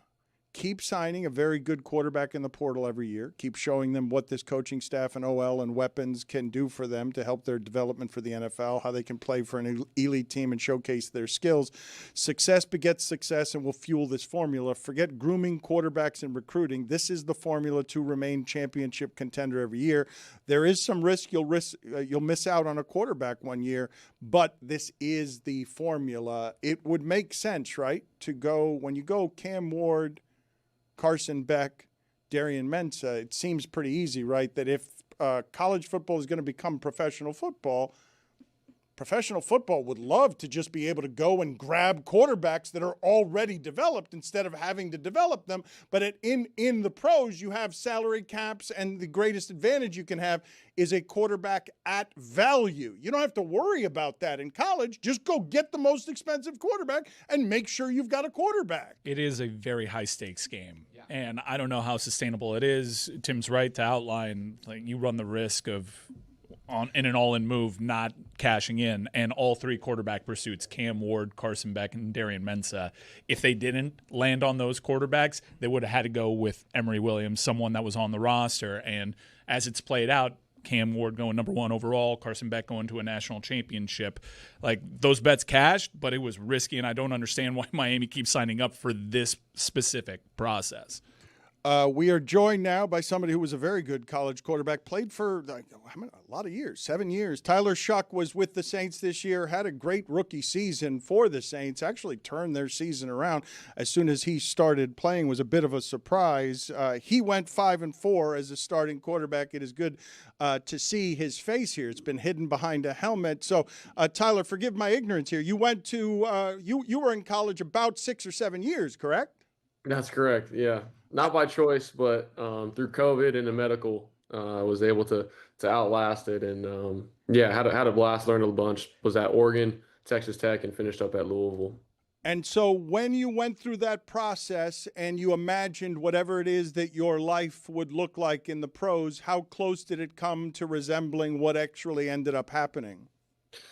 Far from it. Yeah, I mean, there was a lot of times where the reality kind of sets in when you're in a cast, you're in a sling where, man, I don't know if I'm going to be able to get my opportunity to go to the NFL. And just everybody around me just kind of having that mentality to keep going, and got that opportunity and wanted to make sure I took advantage of it. And it's kind of a whirlwind right now, looking back. And but now I know there's so much more to go.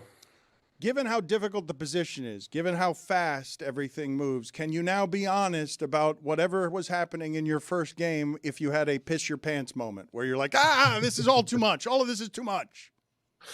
No, I mean, I remember the first time I came in was against the Bucs defense and Todd Bowles, and my first start was against the Rams, who were obviously deep in the playoffs. So it was definitely it's not a warm-up game. You're not playing against a FCS team in college, and I loved it. You got Vita Vea coming after you. You got I think the biggest one was Byron Young came free on the edge and he hit me right in the jaw, and I had to get some needles in it, so it hurt pretty good, but I got acclimated pretty quick. I don't believe you when you say it's a lot of fun, Vita Vea coming through the middle there untouched. I think you're lying Fight to or me. flight.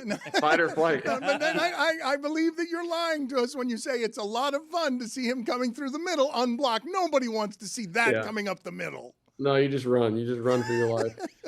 Okay, Tyler, I've been thinking about this recently, and you bringing it up is a great case. So you said you went to school, you went to Oregon, you went to Texas Tech, you went to Louisville. If your team, if the Saints are good enough to play on Sunday Night Football and they do the player intros and the player comes up on the screen with the graphic, Tyler Shock, and then you got to say what school you went to. Which school do you say? You've been to so many schools. Yeah, I think you just got to go the Terrell Suggs Ball So Hard University. I don't know. I think I got to really think about it. I'll probably go Louisville because that's obviously the most recent, and they helped me get to this point. But I have ties, I have connections, and a lot of love for all three. But I don't think you're saying that right. They correct me around here all the time. You say it wrong. You say it wrong. Stand your ground. No. How do you say Louisville? Louisville. There you go. So simple, Dan. Shit. You got peanut butter on the roof of your mouth, man. You can't. It's not Louisville. It's a Louisville. Thank you. Louisville.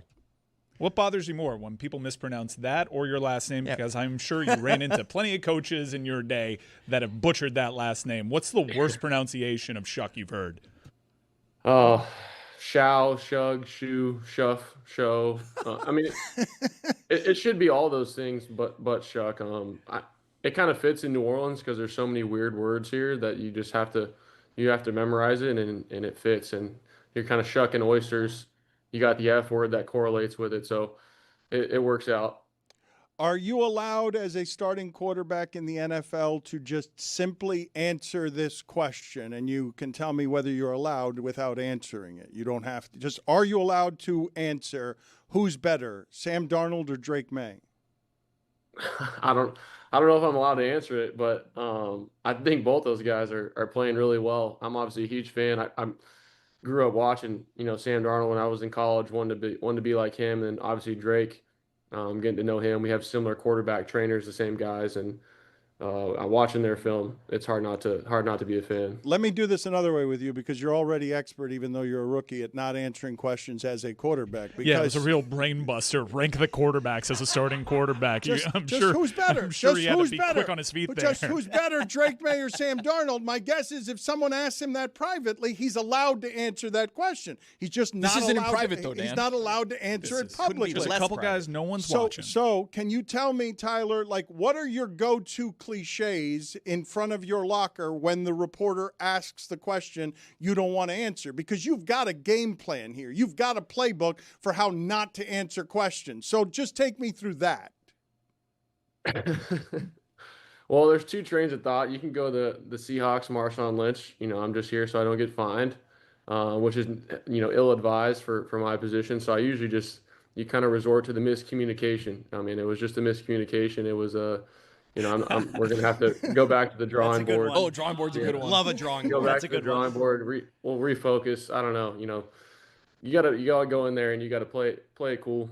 So help me, though. What kinds of questions do you have in the data bank for miscommunication? Take me through the playbook of how to answer questions correctly in front of your locker that you don't actually want to answer. What are the kinds of questions that are going to result in you going straight to the cliche playbook? I mean, anytime a reporter is trying to pass blame or really kind of make somebody else feel like it was their fault or they're going to talk crap on somebody else when that's not the case. So, or even if it was my fault, say I threw a really bad interception, you got to take the blame. So I think that's the biggest thing when a reporter trying to get maybe a dicey answer. Maybe when they ask you to rank two quarterbacks. Yeah, I don't know. It's just you gotta be smart there. You're kind of trying to get a headline. We're all Team Tyler there. Your head coach, somebody I have a ton of respect for, Jeff Brom, had one of the iconic XFL quotes of all time. I'm sure that was circulated in group chats there. When anybody was hurt in that Louisville locker room, were people asking, do I or do I not have a pulse? That was probably the sole reason I committed to Louisville out of the portal. I saw that video and I was like, let's let's go. Like this guy gets after it. But that's not fake either. Like that's how he is on the headset. You know, like him cussing you out, you know, over the headset whenever you got to play, or him just having that attitude. It's real. But yeah, no, it's a whole thing there, and I love it. Put us next to you in front of the television when Louisville was playing Miami last year. Louisville. I was fired up. Just because, you know, we couldn't get it done against them last year. It was a really fun game against Cam Ward and their team. But I think the way they kind of battled in Miami, and obviously they went to the national championship, it was pretty cool. Let's put a picture up here for Tyler Shuck and have him tell us what's happening in this photo. Can you explain to me everything that's happening here where you are apparently dressed as team owner Gail Benson? And my God, what a package. Yeah, no, thank you. I really appreciate that. That is the rookie Halloween contest where you have to obviously dress up and do a whole thing for it. And I got the blessing from the staff and Miss Benson. She, you know, obviously really close with them, and it was a hit for sure. I lost to Major Payne. Our running back Devin Neal did Major Payne, and he had the gold tooth in. He killed it, but man, it was fun. I think you got to not take yourself too seriously. What's happening over there on the right, though, of that photograph? Just not with you, but over there on the right. That's Vector. But lower. What's happening on the right? Lower. I don't know, man. I think he's got a hotel pillow stuffed in his pants to try and do he's got like a gut, you know, the Vector. And then we got like a dictator in the right hand. We had a great group, man. Great rookie class.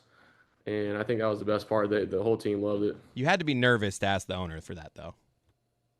Yeah, I was crapping my pants. But I think that was the best part. Was it was bold, and everybody kind of loved it. And like you said, you can't take yourself too seriously. You got to have some fun with it.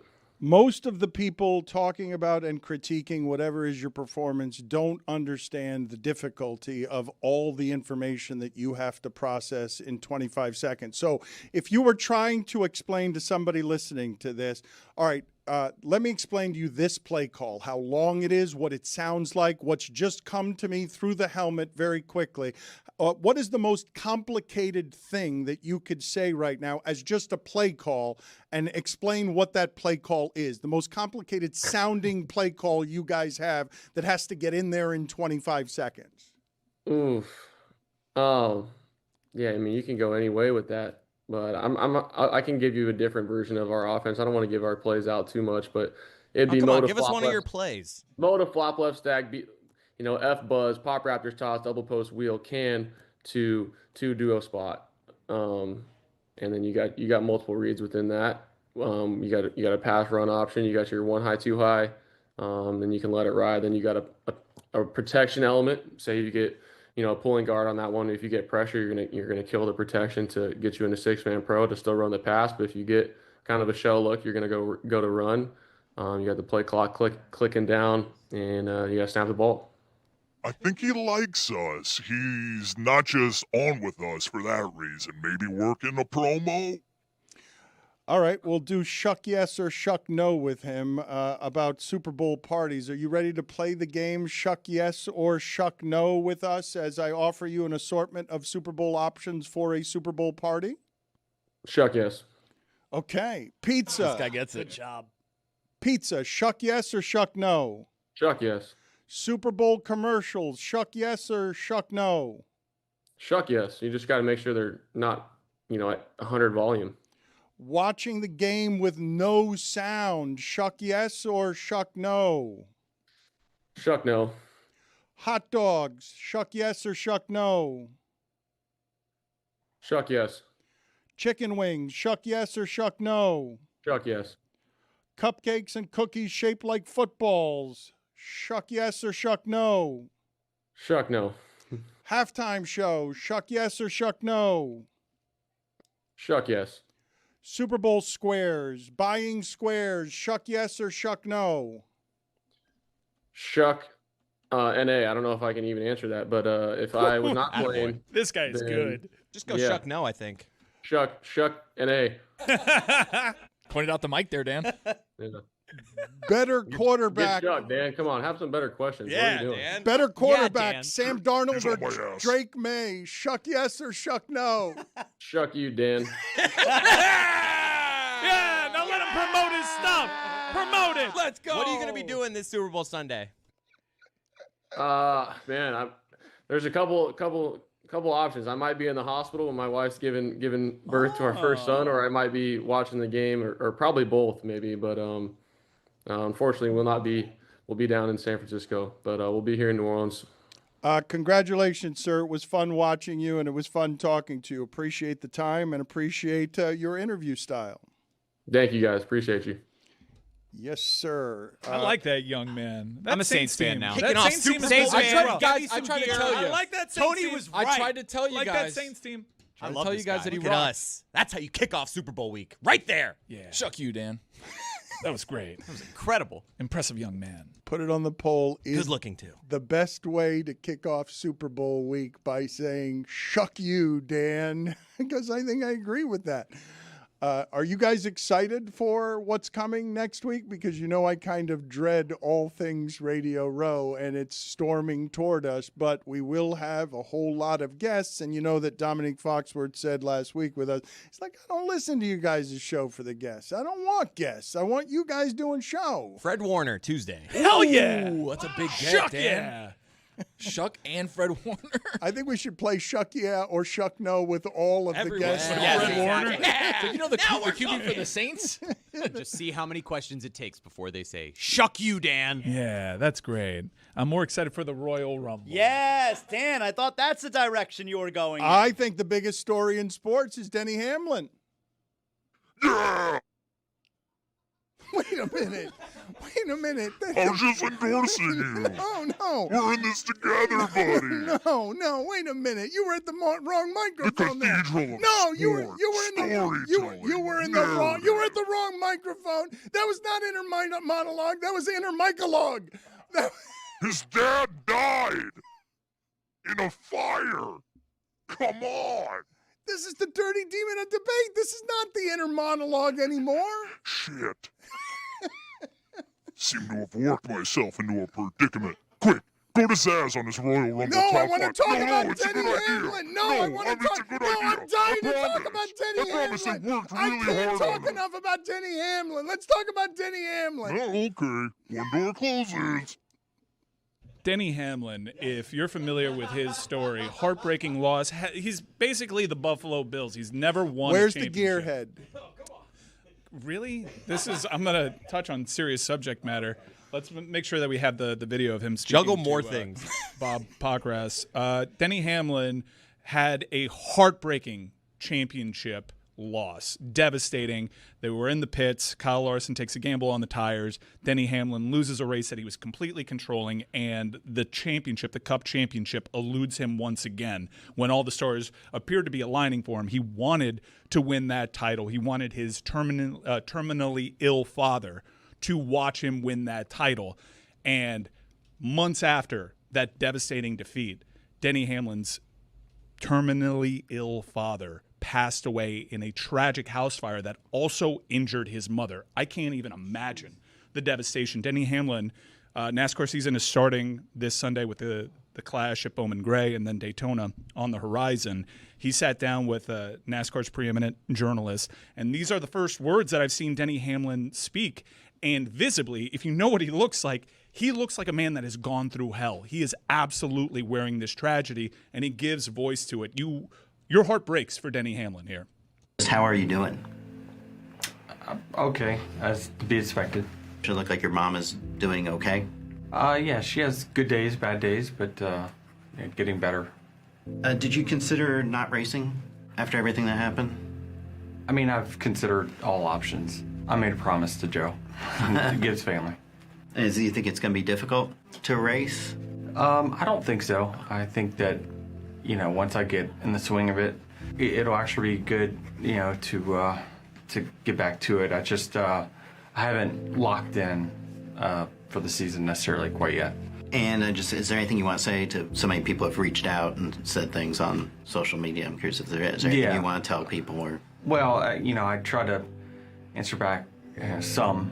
It's impossible to answer back all, but yeah, it's just certainly the NASCAR family's always been a very tight group, and appreciate the condolences and the well wishes and everything from everyone. It certainly does mean a lot. Have you had much time to kind of work with the team at all, or have they pretty much given you kind of time to be? I mean, today will be my first day back at the shop since November, probably. Rest of me, I think, be old hat. I mean, it'd be pretty much like you're gonna be ready. I think for so. I think so. I mean, those guys have been working and preparing and whatnot. I'll be obviously a little bit behind, but I feel like I can catch up pretty quickly. Obviously, pretty heavy stuff there. And if you were watching us on the video supplement there, you can see a dude that looks broken. But I know NASCAR is not everybody's cup of tea. Dan, I know you're a big sports guy. You like what happens between the lines, but you also love the story behind sport. And I'm telling you, if Denny Hamlin finds a way to even win Daytona, that's incredible. He's done it before. But if he wins this cup, it is one of the greatest comeback stories in the history of sport. And everybody should be rooting for Denny Hamlin, who oftentimes embraces the villain role. He has really been buoyed by the NASCAR community here. It's a face turn. Like, he is what everybody's rooting for. I'm a Kyle Larson guy, and Kyle Larson won that Cup championship, and I was bummed for Denny Hamlin. And I am so rooting hard for the 11 car this year. Well, sports are cool in a lot of different ways. And we were joking when we started today about Jeremy correctly saying, come on, you guys, you can't tell me that Denny Hamlin and Djokovic are a bigger story than Antetokounmpo. But if those stories were in the sports you cared about, you'd think they were. If we were taking these athletes and moving them into the things that you actually care about, you would have been moved by what happened with Djokovic this morning. And the Denny Hamlin story has been fascinating for at least the last year. Yeah, transparently, I had no idea what was going on with Denny Hamlin when I said that. I'm just more of a Pelle Larson guy. I understand that, but this is why we share these stories, because Brett Favre on Monday Night Football, Jordan embracing the trophy, those are storylines that people can connect to, and Denny's got a story that I think everybody can identify with.